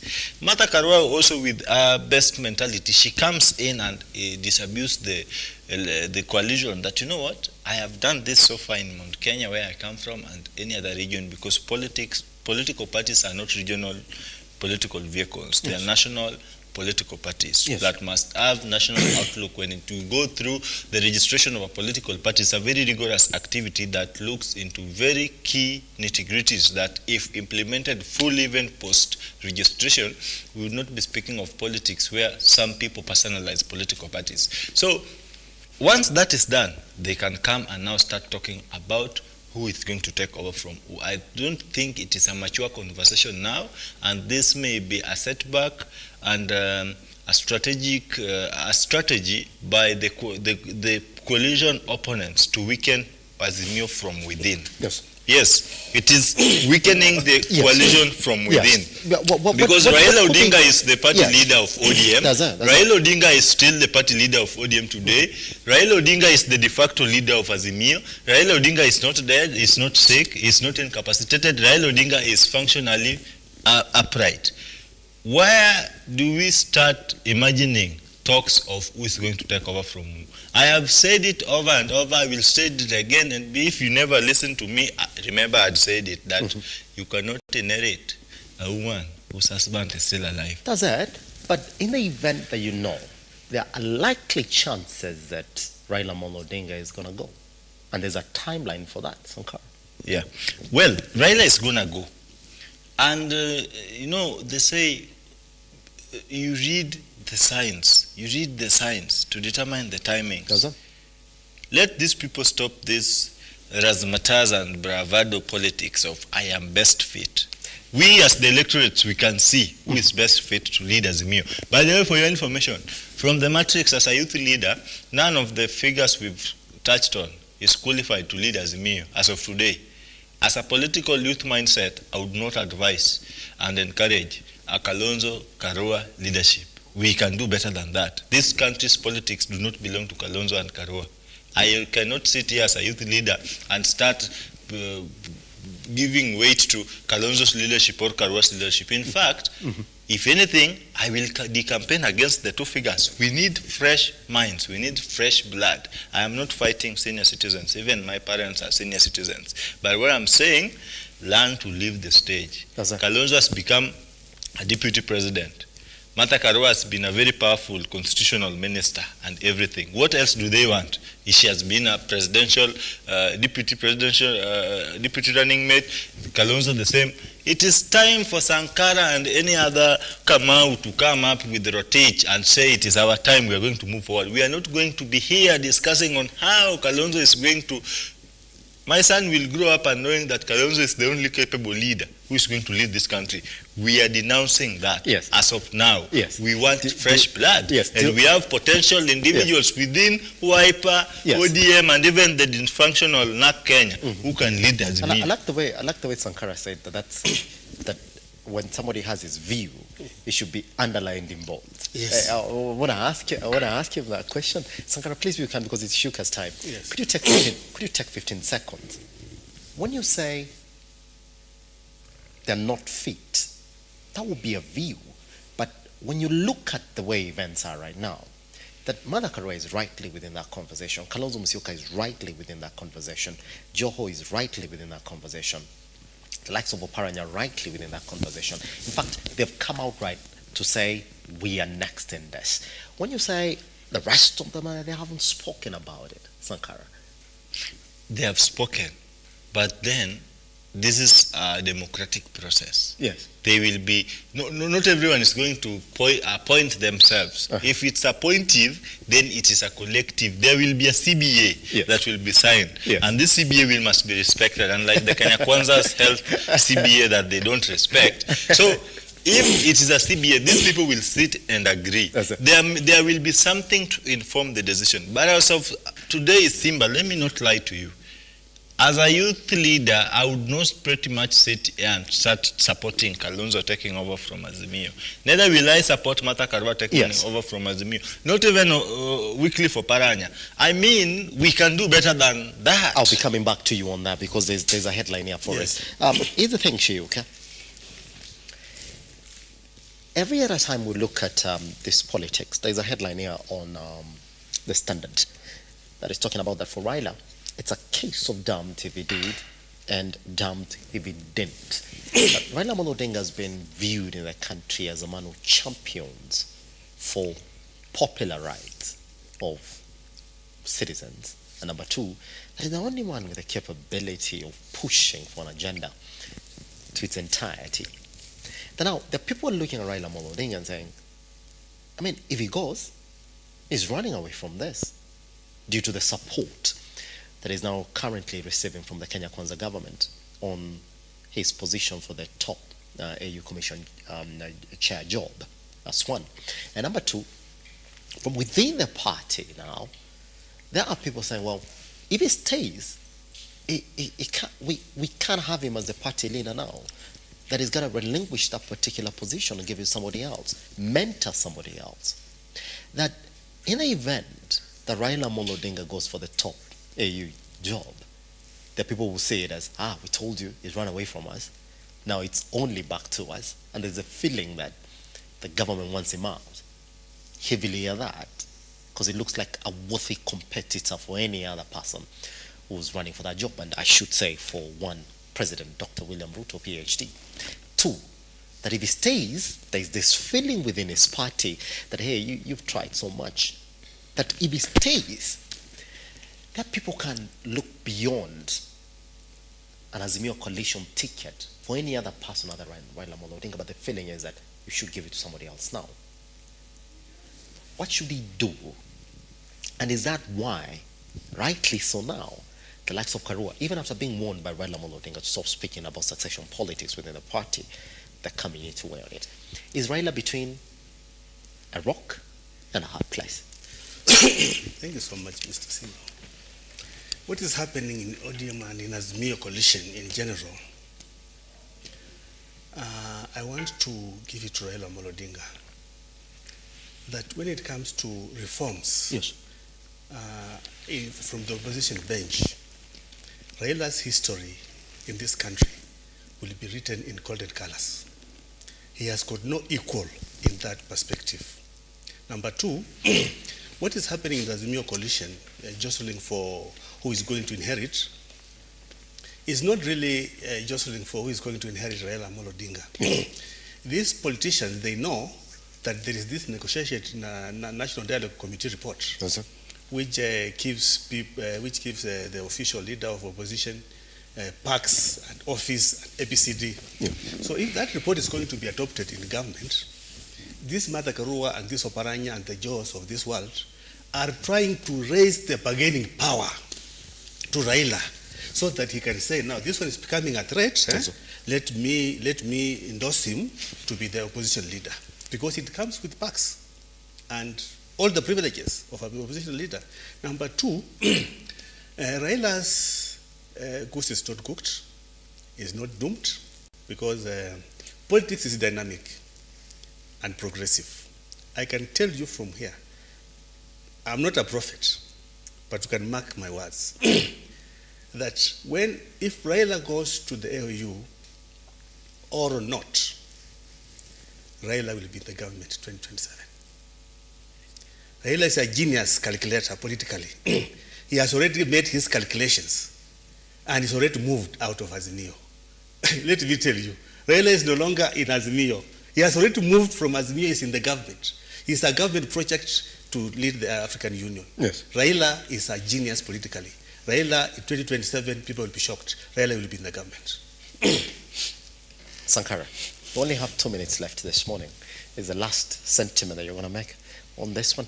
Do you agree with Mr. Shiuka that you'll be surprised who'll be in government in 2027, that Raila Amolo Odinga is now a government project? And Sankara, that for those who support ODM, they want him to go so that they can take over the biggest political party in the country.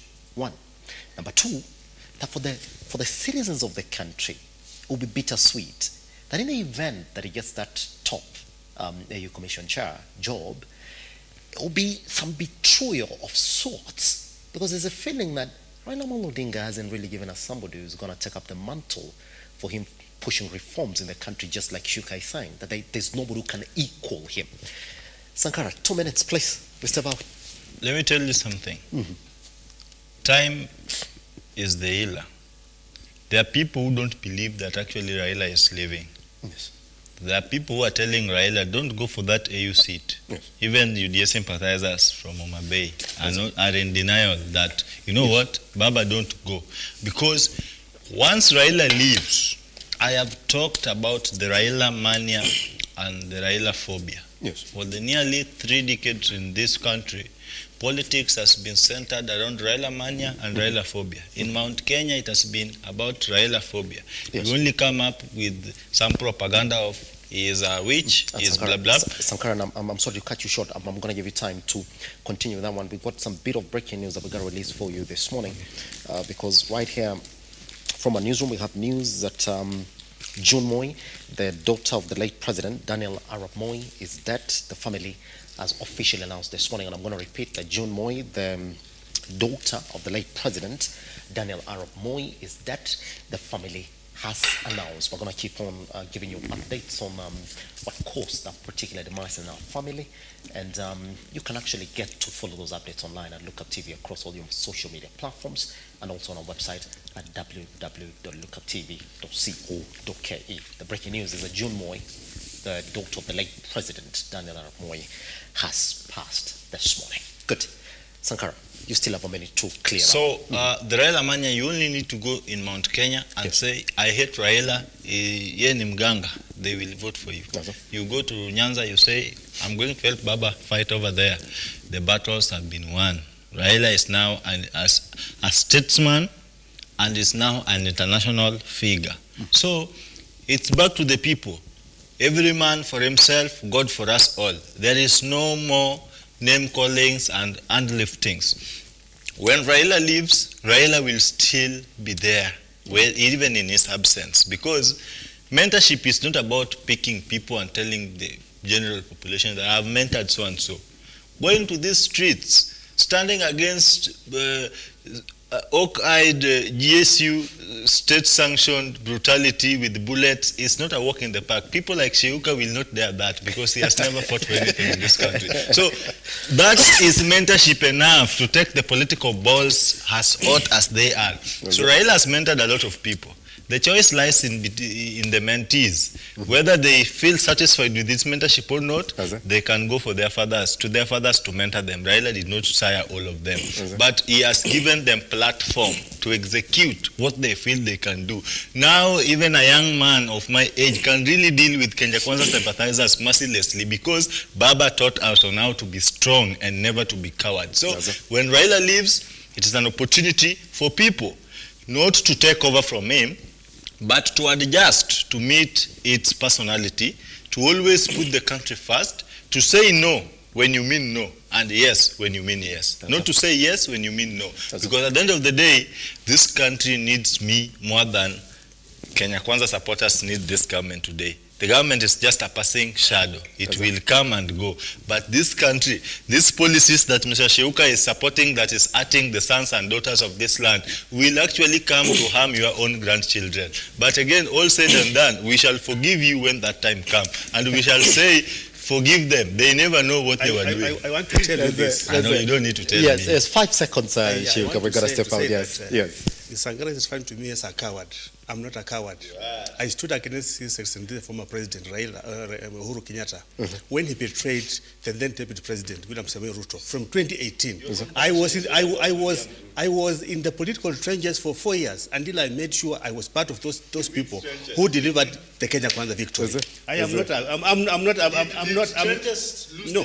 What do you call a political I'm not a coward. Just coming to life. No, you are a coward. Have you ever been? What have you fought for this country? No. At my age, I have been arrested for fighting for the good things for this country. Your dictators have arrested me. They have dared me. You've been supporting William Ruto on TV. That's why you are supporting dictatorship. You are supporting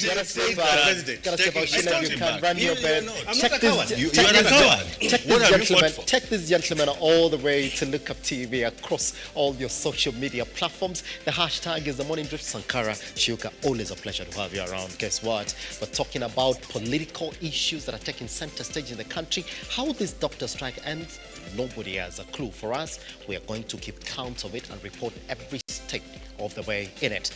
Views, opinions, and what are facts and not have been shared here this morning. Also talk to us. Our WhatsApp line is right there on your screen. Even use that to message as well, by the way. We'll see exactly what it is. Okay, we take a tiny breather right here on the Morning Drift. Once we come back, we're going to talk about what you need to know about this Sex Assault Awareness Month right here on our Lookuptv. See you shortly after the break.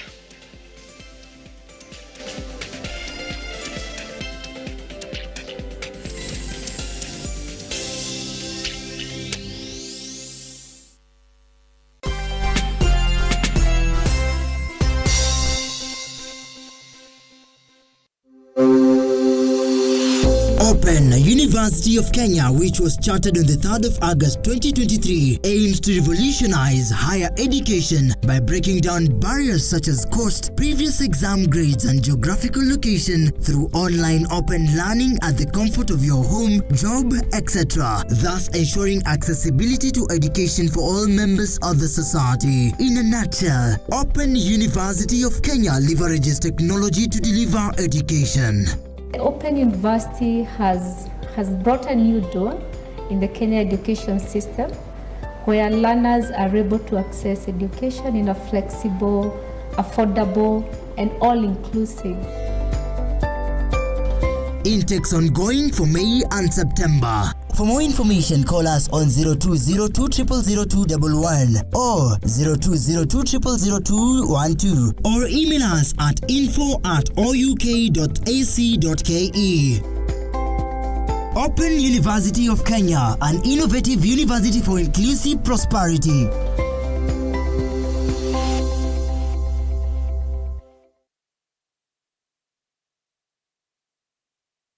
Jamaa jo, mazena inflation jo na hii mafuta venye mepanda jo, mmefika at the right time. Mimi nakwambia wachezaji saa hizi tu ni kutoka hapa, kuingia mtaa, kutengeneza sima, wadishifiti, alafu tutane grau. Leo tuko katika center inaitwa Kimta, ambapo hapa ni sehemu ambapo wanafunzi ama vijana wadogo wanakuja hapa kusoma, wanakuja hapa kukuza talanta yao, na wanakuja pia kujiinua kielimu. Now through Kimta and the groups like Tatua Tatu, through pads, wasichana wataendelea kuendea shule vizuri, at the same time watakuwa healthy. Yote ni kwa hisani ya Tatua Foundation. Na wakati wote ambapo unacheza Tatua Tatu, kumbuka kwamba 25% inakuja kusaidia masuala kama haya. Kwa hivyo endelea kucheza Tatua Tatu.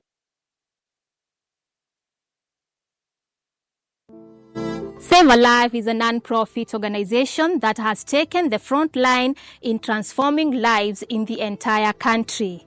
So far, we have transformed life of over 100,000 people through our programs, which include medical support, youth empowerment, street family program, feeding program, and climate change. Join us today as we transform lives. As we always say, service to humanity is service to God. Save a life, transforming lives.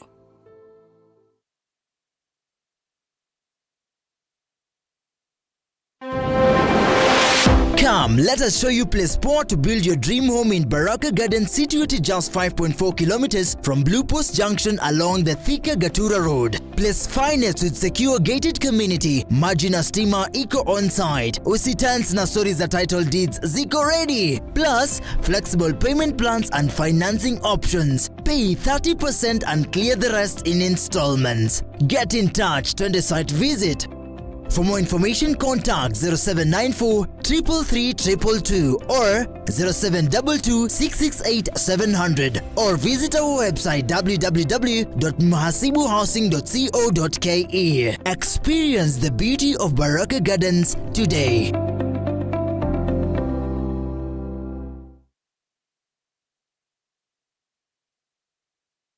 Are you an SME looking for a media partner? Look no more, as Lookuptv got you covered for all your visibility and marketing needs. We at Lookuptv understand your business needs and want to work with you on your marketing journey, giving you solutions that will take you to the next level. Call us today on 0707 572 358 or send an email to sales@lookuptv.co.ke and kickstart this amazing journey. Welcome to Lookuptv, your official SME media partner.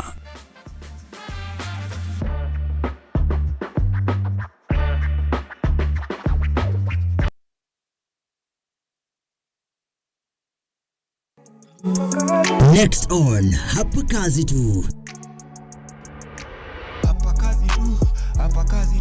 Leo tunaangazia biashara ya picha, photography.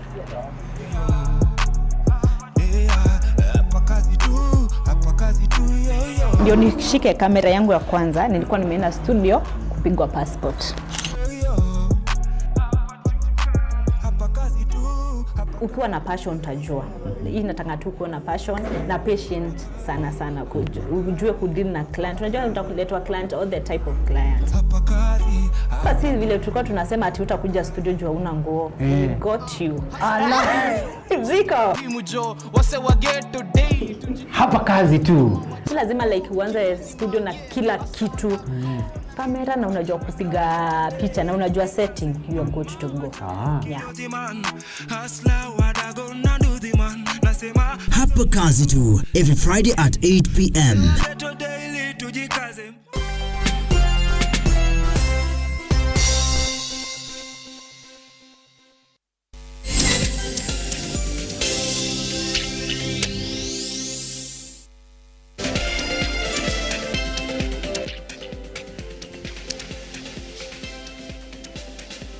Let me introduce you to a subject that you gotta know in this country. Now, when it comes to sexual conduct, Kenya is guided by what is in the Constitution of Kenya that is called the Sexual Offences Act. It is an act that defines so much in this particular segment, because it's got a lot of sections as well, all the way to section 63 of the Sexual Offences Act. It defines what rape is from both gender. It defines what a sexual offense act is, and I'll tell you what it is then. It envisions that a person who intentionally commits rape or an indecent act with another within the view of a family member, a child, or a person with mental disabilities is guilty of an offense and is liable upon conviction to imprisonment for a term which shall not be less than 10 years. It's just a definition of that. But within that, we also have sections that talk about sexual assault within that particular Sexual Offences Act. Also has stipulated ways that the victims or the offenders are punished. In fact, in this country, this is one of those areas that have the most punitive punishment. You don't have to go back so much in this country for you to witness life imprisonment under this particular act. All right. Now, why am I introducing you to this particular subject? Because within that particular act, this month, there's something that different organizations or relevant areas are promoting. It is a Sexual Assault Awareness Month, which then will lead us to define what a sexual assault is, and we're going to do that. But also what is very important then for us to talk about this morning is what you can do to promote this particular conversation of making sure that this month is a success. This morning then we are glad to be joined by one Miss Lispa Karimi, who is a life coach, to talk about this particular issue. Miss Karimi, how are you doing? I'm fine. I want to start from one of the most basic areas in this particular conversation. You know, when you talk about Sexual Offences Act in this country, it's quite a wide area. It goes into details. Even within that now, it's got sexual assault. No, we hear cases of was sexually assaulted. For any other person who's listening this morning, so we make it as specific as possible to them. When you're talking about sexual assault, what is that?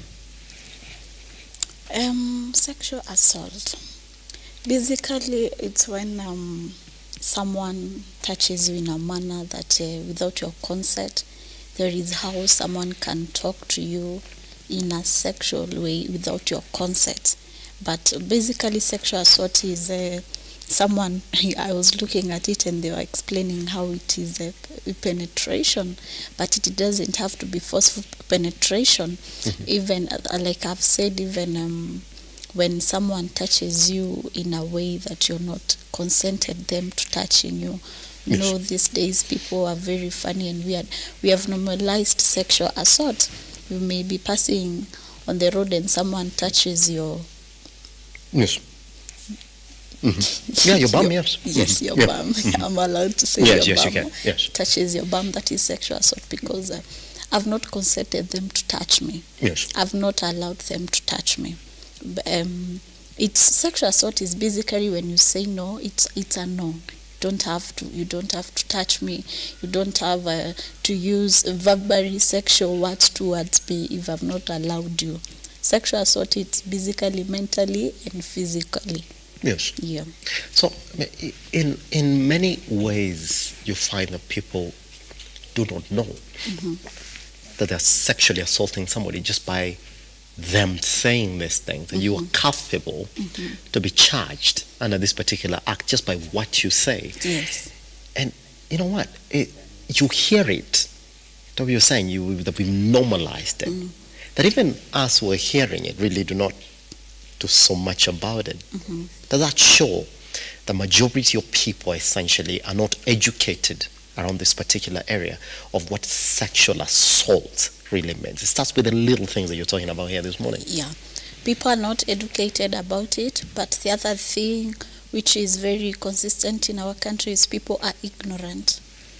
Many times you know whatever you're doing is wrong, but we are so ignorant about it because you're like, what I do, utafanya. Because you have normalized it. If you touch me and I keep quiet about it, and for example I talk about it and in a public place, people start saying, the one who has been assaulted will be will not even be the victim. People just will start saying things about you. You have the one who have allowed them to touch you. They will now start saying how you're dressed. They now start saying it is how you've showed them. Yes. But as a country, we are very ignorant in some things because if you look at most of the sexual assault cases that we have, not many people have gotten justice out of it. And we live in a very corrupt country where to get justice in our country takes a lot of time. And when you have money, you walk away with it. I mean, there is no justice for the poor. Yeah. So when it comes to that point, people will not take it seriously. They'll be like, it's not a big issue, it's not a big deal. But again, we come back to people are not really aware what sexual assault is and what are the offenses and what the law says about sexual assault. But basically, people are very ignorant. It's like they don't care. We live in a world where it's a man for himself and God for us all. And we forget we are one people. We are one people. We should live in that community of being one people, love and unity, all of us together. Yeah. And I'm going to be coming back to just the little things that people are quite ignorant about in this sexual assault conversation. But here we are talking about Sexual Assault Awareness Month. But from what you said this morning, when we talk about this particular day, what is the most ideal way to sort of celebrate this month? And when you talk about it, you're like, should we educate people? Should we talk about this case? Should we show people that this is one of the areas in a constitution or in a legal system that have one of the most punitive punishments in it? How are we supposed to celebrate this particular month? First, we have sexual assault survivors. They should air their stories and how they survived, because most of the sexual assault survivors, it's mentally one can be really ruined. Mentally, it takes an emotional turmoil to anyone who have undergone sexual assault. So any sexual assault survivor, they should let their story be out there and be known to people, and through the TV stations, the radio station, and the social media, we should be more vocal on sexual assault and talk about it more. How do we celebrate it? By making sure that justice is done to everyone who has undergone sexual assault. And how else are we celebrating it? The survivors, the victims of sexual assault. Can we not normalize putting them in a way that they are the reason that whatever happened to them, they caused it? Because if you talk to many sexual assault survivors and victims, they don't like talking about it, because the first thing someone will ask you is, how are you dressed? What were you doing with them? Because sexual assault is if it's a no, it's a no. Even if it is your partner, you tell them it's a no, that is, and they go ahead and have sex with you without you, when you have said no, that is sexual assault. So I wish we can get in a place that we cannot victimize the victims and make them feel bad. When we question them, it's like we are making them voiceless in the society. They need to speak out there. They need to say their story. That is how we can celebrate them, by them having mediums where they can speak about their story, where they can voice out whatever has happened to them, and then we can champion the victims and take it positively. You see, when we give them a platform of speaking and saying what has happened, it will give other victims a chance to speak out and to talk of what has happened, and through that it will educate a lot of people, and people can really learn anything and everything concerning sexual assault. Yes. My biggest ordeal is, can we not victimize the victims? On that particular point, I'll be coming back to on that area for victimizing the victims of this. Here's one question that I got for you. Is it a cultural issue in this country? Catcalling is something that we see every time, where a man is passing by or a lady is passing by, and you could hear catcalling from one end. Is it a cultural issue? Because when we say that we normalized it, then you got to look at our culture. Number one, and I'm asking that, haven't we seen real examples of what the justice system can do to cases like this? And somebody told me to remind you of this particular story. I do remember some time back in this country, there were gentlemen who sexually assaulted a lady who was in one of the buses in this country. So the thing is, that story picked up a speed across the country so fast. And it's a case that we followed up to the time when those gentlemen were getting handed life imprisonment. It became a real-time example of who. So that's exactly what can happen to you in this country if you are charged under a sexual assault charge. Is it that we lack real-time examples? Is it that we, and I'm saying we as a community, have not shown these offenders what can actually befall them if they find themselves in this line? That's why, what to do? What are you gonna do? I can do whatever it is I want. You know, is that what it is? Yeah, we cannot say that people don't get justice. They kind of get justice, but as I've said, it takes a lot of time. But what we need is seriousness in it. A lot of seriousness in it, because many times when you go to the police stations to report on the cases, and maybe, for example, there is a case that I was dealing with in Meru County of a child who was raped by the father.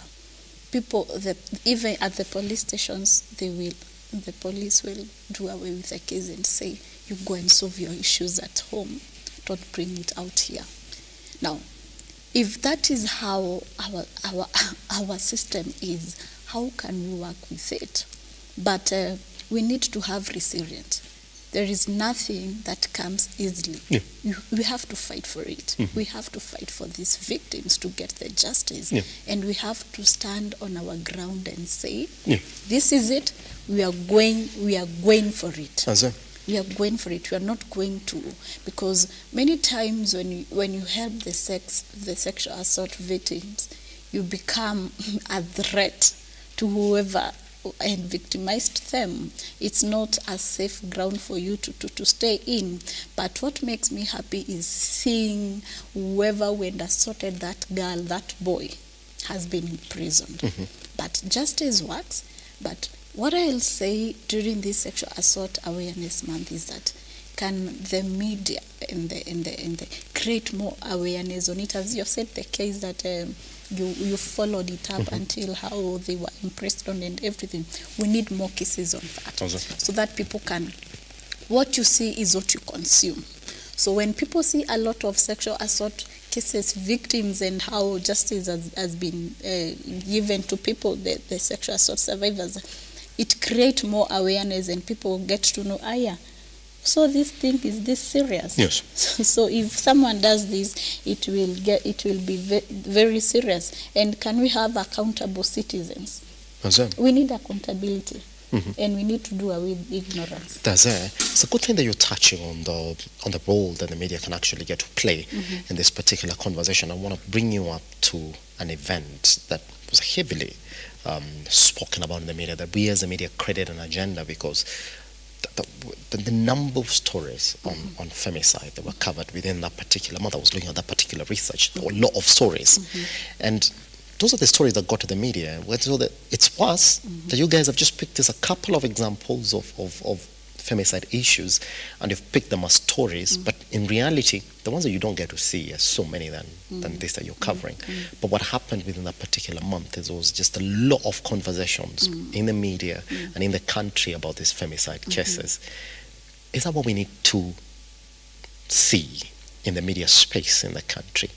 That during this month, that we celebrate, and I don't know whether it's okay for me to call it celebrating or, just going through this sexual awareness month, that the number of stories that we need to pick up as a media around survival stories or cases that have been concluded in court, or just educating people around this area, should we do them more? Is that what we need to do, Lispa? Yes, you need to do that more. The cases, say, creating sections like this one where people can come and talk on sexual assault, creating more stories, doing a follow-up.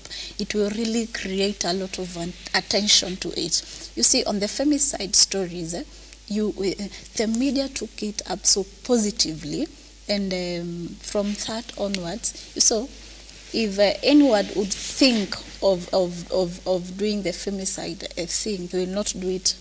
They'll be very cautious about it because they already know it's something which is very, very, very publicized here in Kenya. They'll be very careful into doing it. How about we educate? How about we publicize, not necessarily publicizing, but talking more about sexual assault? How about bringing in victims and survivors of sexual assault? They give out their story, they air out their stories out there. That will encourage people who have undergone through the sexual assault to even go and seek professional help, because many do not seek professional help. Yes. The emotions keep piling and piling and piling, and the end of the day, people just do a breakdown. Now, can we create that awareness for people? Yes. And then you connect with institutions that can help these survivors, these victims to go to, because there are a lot of institutions that really help with sexual assault survivors. Yes. The organization, the civil society, they are really working for this. They can, you can even be calling them, going to their events when they're going there to march in the street. You cover it up. It will create a lot of awareness, and the victims will know we are not alone. We are not alone on this. In respect to the judicial system, because indeed that's what we get to see a lot of these cases. If cases are concluded quickly at that, and then we get to see the justice that has been given to these survivors, then we'll start to see that indeed this is a thing that the government has picked up in the country. Plus, we've seen a lot of movements in this country. Lispa, if you may allow me, we've sat here and we've seen the My Dress My Choice movement, where It was even clearly defined in the Constitution that everybody has a right to express themselves and do whatever it is. And we saw how the courts essentially ruled themselves on it. We've seen cases of gayism and lesbianism in this country. The courts ruled themselves on it. They say you cannot stop any other person from convening very fast at that. And I was clear on it. Do you believe that there's some sort of failure from a judicial system in the country, that on areas that matter so much like this, on areas that give a country its cleanliness or its direction in areas like this, that we haven't seen it so much, just like other countries have made it very clear. Every other person keeps on giving you examples of how you cannot be corrupt in some areas like Dubai or China because of how tough the system is when it comes to effecting that. Have we failed to effect this one? Because indeed the numbers are high, and normalizing it tells you there's no repercussion. Is that what it is? Have they failed to give direction or to set precedents? I've said they have failed, and this goes back to our leaders. What are our leaders doing about it? What kind of leaders are we choosing as people? Because the leaders represent who we are as a people, as a country. So if we get a point that the leaders themselves do not respect the rule of the law, what will happen to the citizens that they're representing? They will not even respect the constitution, the rule of the law. The justice system, it has failed a little bit, but as time goes by, we are hoping and really praying that they are going to be very tough and very consistent on the justice system. Yes. You know, a lot of things, whatever is happening in our justice system, you see, some things, we are Africans, and there's some things we cannot allow. There's some things as an African culture we cannot allow in our country, but that is what we have allowed. That goes back to us as citizens. We are not accountable. We are not accountable at all. We choose leaders who basically don't even know what is happening, who don't even know about the Constitution. They don't even care. It trickles back to us as citizens. Yes. We have really failed our country because it's even from kijijini, from the lowest form of from the kijijini mtaani, and you see, whatever they hear from the news, whatever they hear our leaders talking about is what it will come back to them. So if our leaders do not take the justice system very seriously, the judiciary very seriously, then me as a citizen, why would I even care about it? Why would I even take it seriously? Because my leaders are telling, they are not respecting the rule of the law. That's how it is. The judiciary might be doing its best to make sure justice has come to govern the country. But what are our leaders doing about it? Are they respecting the rule of the law? That is the constitution of our country. Are they respecting the judiciary? Because in our country there is no one above the law. Yes. Then I'll just say it trickles back to us citizens again. And it trickles back to how ignorant we are. Yes, pretty much. So just before we go on a break, we have 2 minutes. We'll come back and talk about other issues in this conversation. For any other person listening to you today, and they're wondering, today, now, where I'm seated or walking, what can I start to do to celebrate this month on a personal level? What would you like for them to do? To speak it out. To speak it out, not to be ignorant, to be accountable for your neighbor. Yes, sir. The Holy Book says, love your neighbor as you love yourself. It all starts by us. You love yourself and you love your neighbor. Speak it out. Be accountable to other people. Be accountable to your fellow citizen. Speak it out. When you speak it out, people will hear you. And don't victimize the victims. Empathize with them. Walk the journey with them. Don't victimize them. It kills them. It kills them a big deal. And when we kill them, we will not even have the stories, we will not even give them a space to speak out what has happened to them. But when you give them a platform to come and talk and say what has happened to them, then we are creating awareness and we are creating a story where others can know, I'm not alone on this. Yes. I'm not alone on this. I can survive it. I can overcome it. Yes. Pretty much. Guess what? We are still talking about what you need to do to celebrate the Sexual Awareness Month. And according to Lispa here, she's saying, well, today, the best you can do is start to talk about it on a basic place. Talk about it. Do not be ignorant. Spread the word. Once we come back then, we're going to clear this conversation on what you need to do on this particular month, what we've seen previously or currently in the country in as much as this conversation is concerned. The hashtag is the Morning Drifts. I'll be back after the break.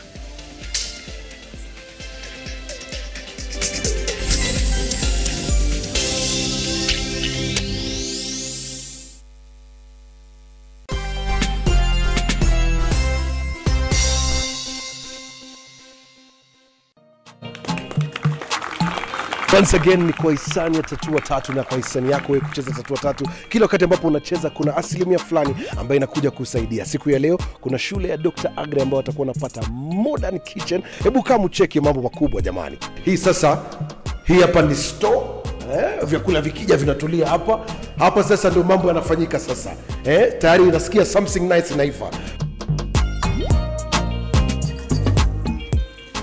Chakula ikiiva inachukuliwa pole inapelekwa katika hii hall ambayo imeshikana na state of the art kitchen. Yote haya ni kwa hisani ya CDF ya Starehe ikishirikiana na Tatua Tatu.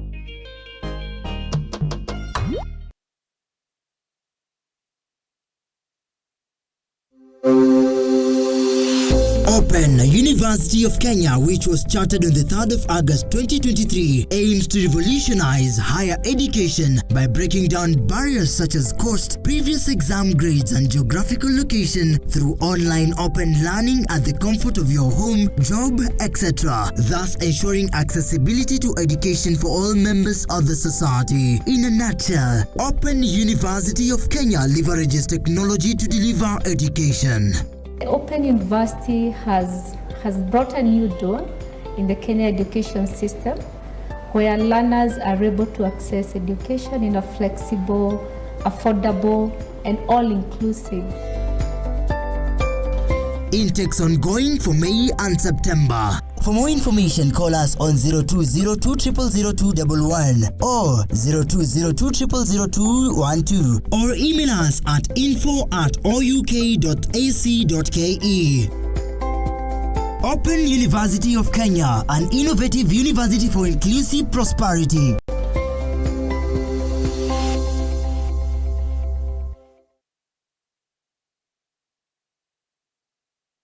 Are you?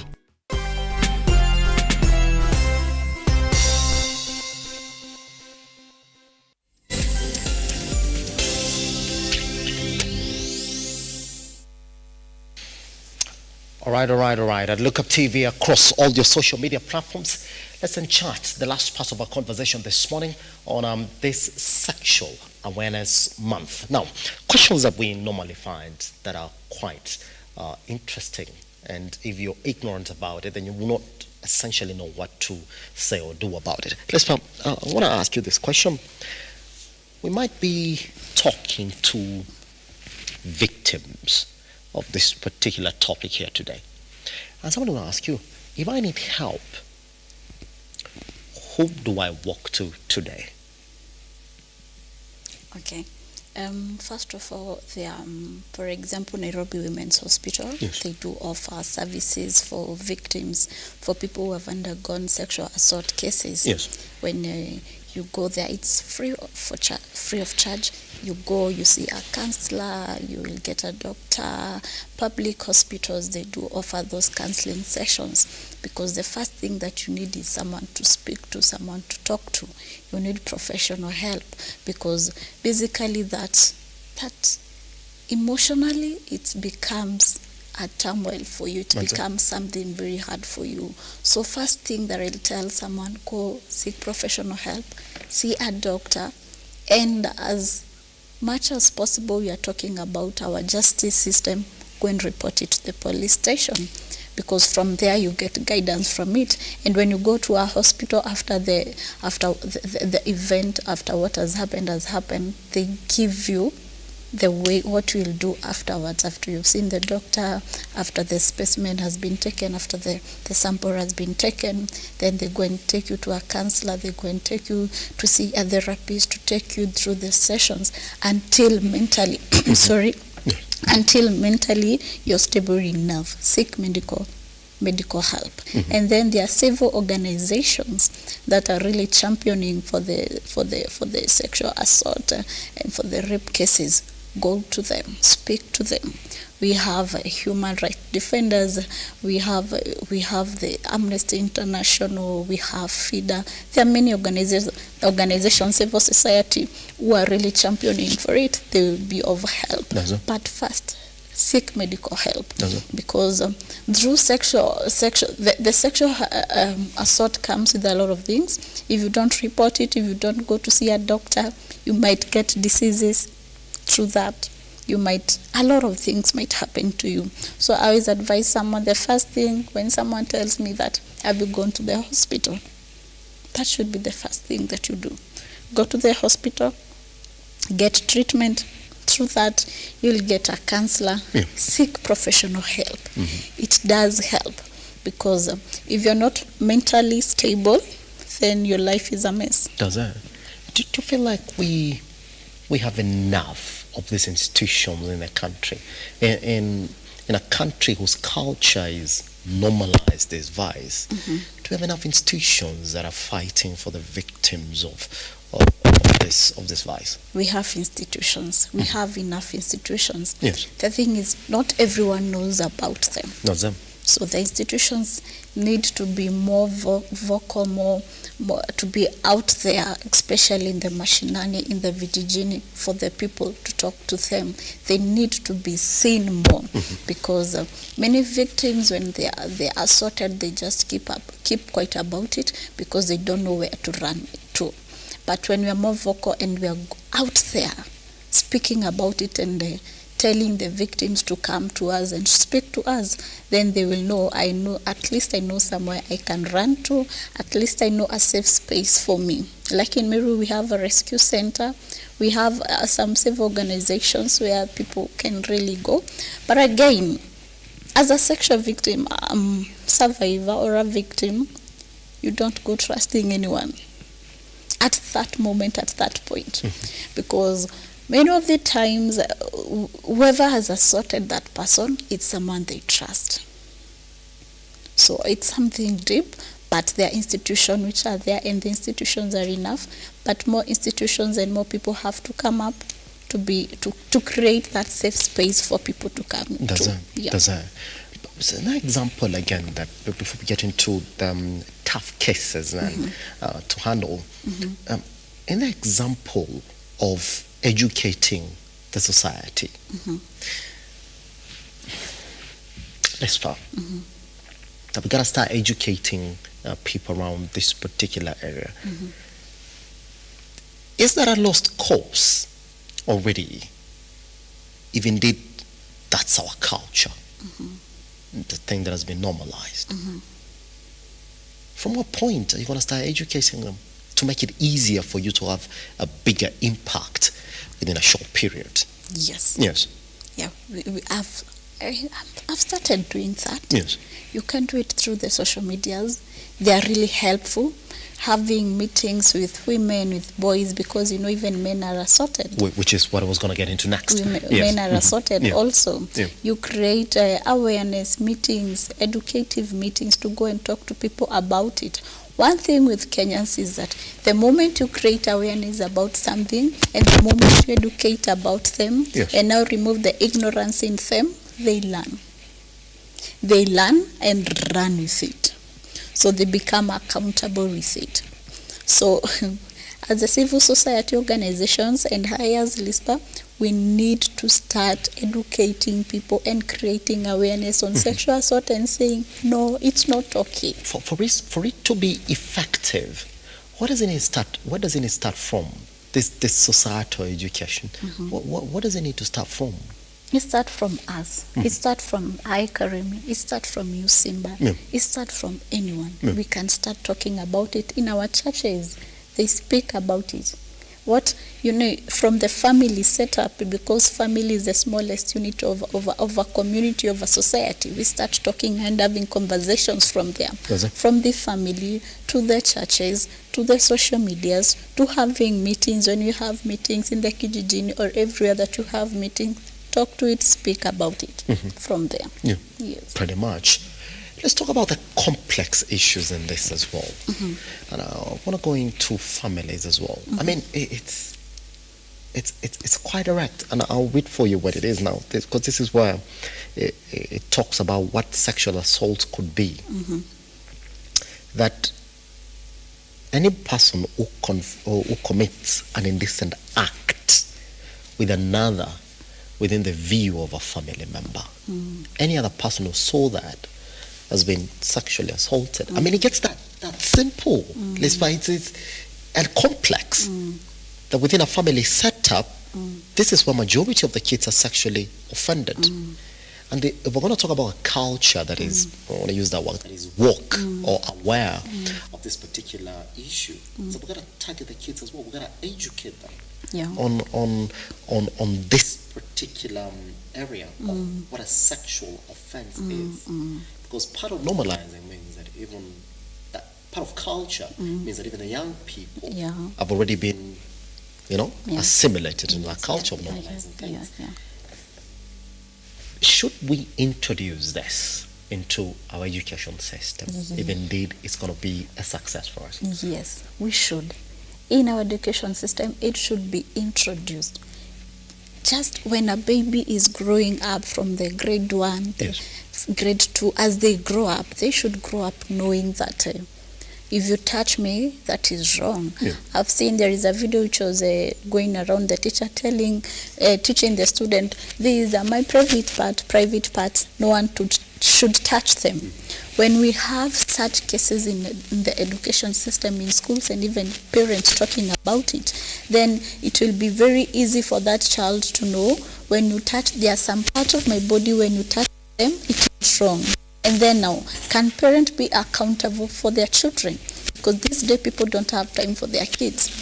Can they create a safe space where if a child has been touched by someone, they can come and speak to you and tell you that, Daddy, Mom, Uncle, or someone did touch me, touch my body parts, touch my boobs, touch my vagina. Can they create a space that the kids can come and speak to them? In the education system, can the teachers talk more about it? Can they introduce sex educations in school? We need to talk about it. Our generation is not the past generation that we used to have. I was talking to a certain school, and I was telling them, this is not the generation that we are used. We are being told that kids come through an helicopter. When you are growing up, we are being told, watoto wanaletwa na ndege. No. These days, children know a lot of things. But we have not created a platform for them to learn more about it. We want to be silent about it. We don't want to voice it out loud because, quote unquote, ni mambo ya watu wakubwa. But mambo ya watu wakubwa, it's happening to these children. Can we talk about it? Can we speak about it? If we want to preserve our African culture, our African heritage, we have to speak about it. In our education system, as parents, in churches, in the Sunday schools, can they be taught about it? As the kids, no matter how small they are, can they be taught about sex? So that when it happens to them, they will know this is not the right thing. And can the society and community create a safe space for these children to go and speak to? Because many of the cases there is a case that I had in Mary County. The daughter was being assaulted by the father 4 years. And then one day, the father was met in the action trying to rape the child. She was 13 years old. what happened is that that child didn't have a safe space or someone to go and speak to, because this is my father that is assaulting me. Yeah. Can even the chief, the sub-chief, the elders, the churches create that safe space for people to go and speak to? Because if I'm assaulted by my father, someone that I trust, someone that I feel, this someone is there to protect me. Yeah. Where else can I go and voice out what is happening to me? That means even in schools, teachers should create a relationship with those children, because the teachers spend time more with the kids more than the parents. Can they create that safe space for these kids to come and talk to? Because most of the sexual assault cases are of children. Most of them. The cases that I've dealt with is children below 13 years old. It's sad. It's a sad story, isn't it? Speak to another complex issue on this as well. That in this culture, and I'll say our Kenyan culture, that in most cases, when we're talking about sexual assault, it's almost assumed we are talking about the female gender. The crimes that are committed against the female gender in this particular area. But then, it is across the board. Yeah. It's across the board. Have you met these cases where sexual assault offences are committed on the male gender or male kids, and they don't see the need to report that? Because I'm a man, I'm a boy, am I going to report that I've been sexually assaulted? It doesn't really make sense. And what do you think so? That it's almost assumed that sexual assault is to the female gender. I've not met a case of a man or a boy who has been sexually assaulted, but I've heard of the cases. Yeah. And one thing I like telling men, and I'm sorry to cut you short, that you haven't met that, does it also point out to there could be an existing problem here? Yes. That you're in that space and you know that it's going on, but Yes. you personally hasn't met? Yes, Yeah. there is.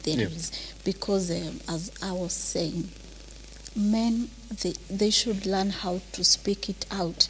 Yes, you're a man, you're not supposed to show your tears, you're not supposed to show your emotions. But I tell my brothers, at the end of the day, you're a human being. You're a human being. There is blood that runs in your body. Is it? You're a human being. That is the first thing. Speak it out. I know the society, quote unquote, doesn't, when a man goes and say how I was sodomized or someone did this to me, people not take him serious. Even they will feel that their ego has been crushed. But we need men to speak it out. They don't have to keep quiet about it, because if they don't speak it out, how will other victims speak it out? How will they gain courage and confidence to talk about it? Yeah. Why on the female side it has quote unquote imekuwa ya wanawake? It's because they speak out. They speak out. The moment you give a voice to something, it creates awareness, it creates attention, and it gives confidence and courage to the people who are undergoing the same situation to speak about it. Now, but when we keep quiet about it, no one will know what is going on. And it trickles back to our society, how we want our men to be. Men should be vulnerable. You're a human being. You should be vulnerable. Speak it out. You will get help.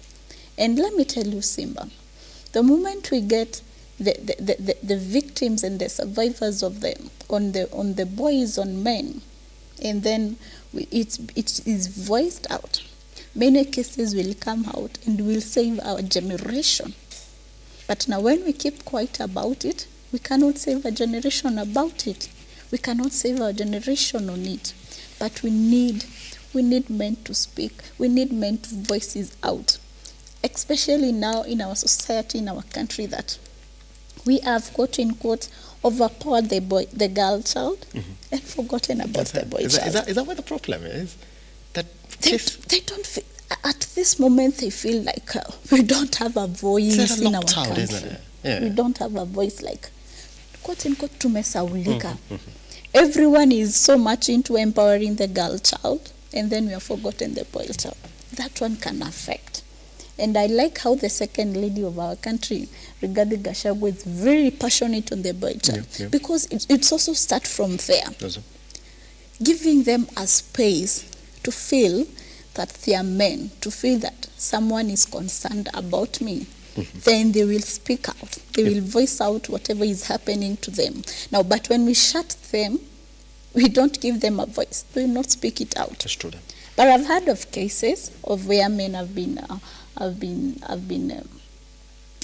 assaulted, and they get help. I need them to speak it out, not to keep quiet about it. Speak it out, and the media to take it up, do a follow-up. You see, when I see a story of someone who has been assaulted, itanipia nguvu sana, and I'll be like, I'm not alone on this. I can also speak. I can also voice it out, because you speaking and voicing out, you're helping another person. But can you also support men that have undergone through assault? Can we support them and not, quote unquote, make them feel like they are less humans, that they are less men? No, men are human beings. The way a man can be vulnerable, that is how a man can be vulnerable. Because at the end of the day, sisi wote tuko na damu and we have a heart. That is why we forget. Pretty much.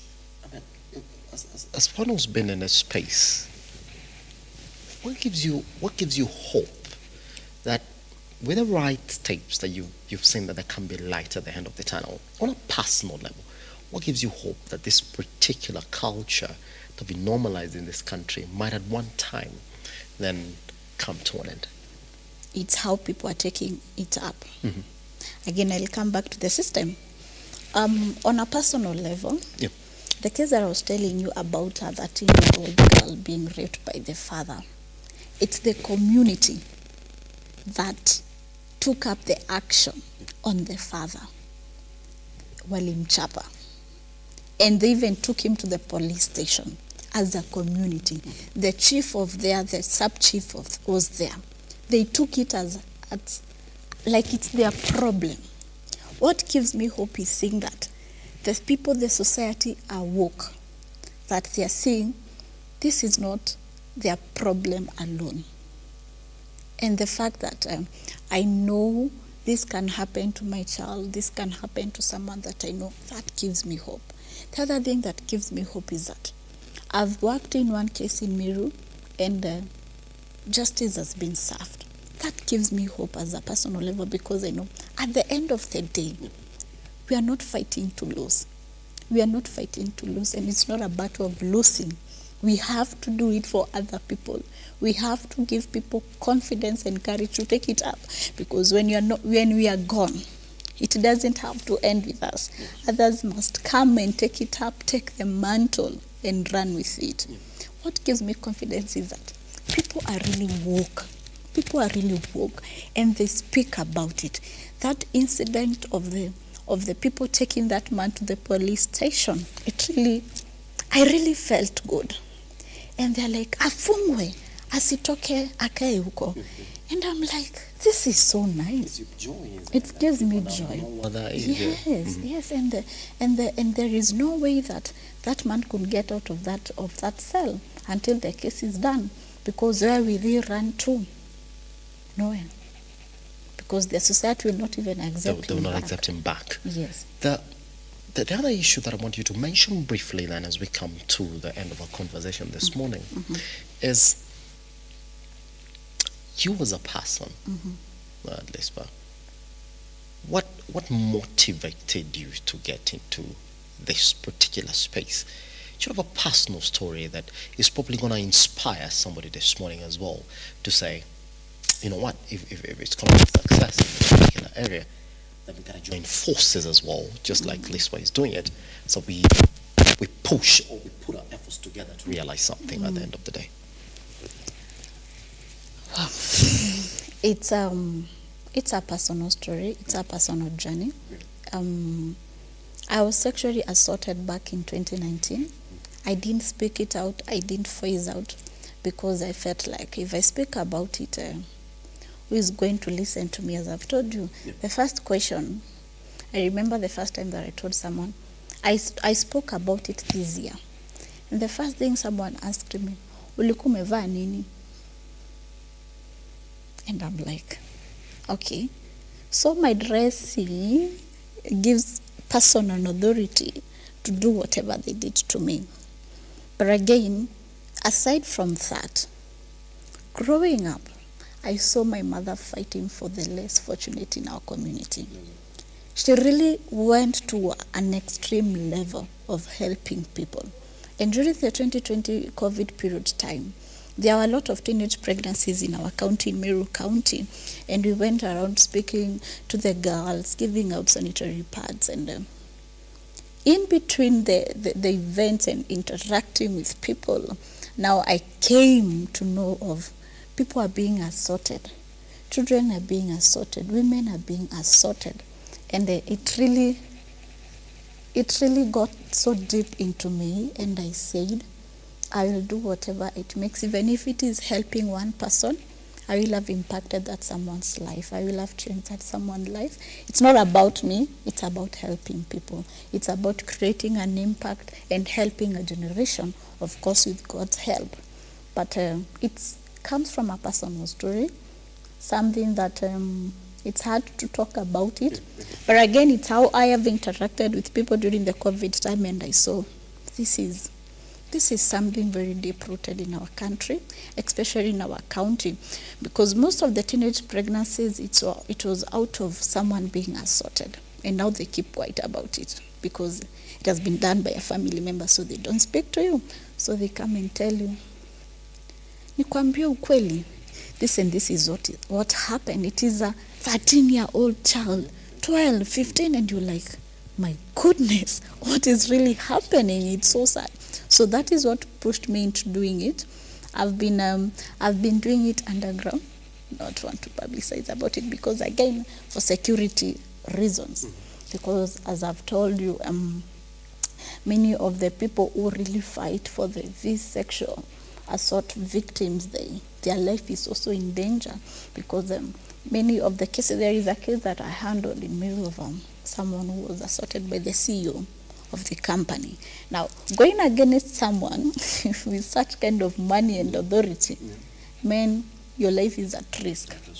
It gets a point that the lady was like, I don't want to go with the case, let it. Nimeamua, nimeachana na hiyo kesi. That can even discourage you, like, what am I even doing? Now, I've been doing it chini ya maji, but I've come to a point that I need to be very vocal about it. We need to give it a voice. Because if you need to leave an impact, you need to be visible, you need to voice it out without fearing what will come at the end of the day. At the end of the day, how many people have you helped? What the impact have you left to the people? But my story, I'll give it very soon. Yes. Oof. You know what? I spoke to a couple of my friends, and in my group, it's an alarming statistic. If I have 10 close friends, and they have 10 close female friends, I'll find that maybe 4 or 5 of these female friends that we have have been sexually assaulted. Yeah. It's an alarming statistic. Yes. That shows you how even things that don't get to the media just worse on the ground. It's really bad. If it's something that you can do on a personal level today to try and solve it, to try and cut down on the numbers, that's what Liz was telling you this morning, like start now, today. Yeah. And the challenge that she's given us, all of us, is that in this month, at least before we get under April, can you talk about it? Can you educate people? If you're able to read and write, and you can read the Constitution, can you go and read about the Sexual Offences Act in this country, define it, and then after that, the next person that you meet, if they give you that time, tell them about it. That's how you can start to change these numbers that we're talking about here this morning. Lisbeth, thank you very much for coming by. Thank you so much, Simba, for having Appreciate me. it. All right, take her back online at Lookuptv across all your social media platforms. I am at Kia Simba. I'll see you tomorrow for another session. Goodbye.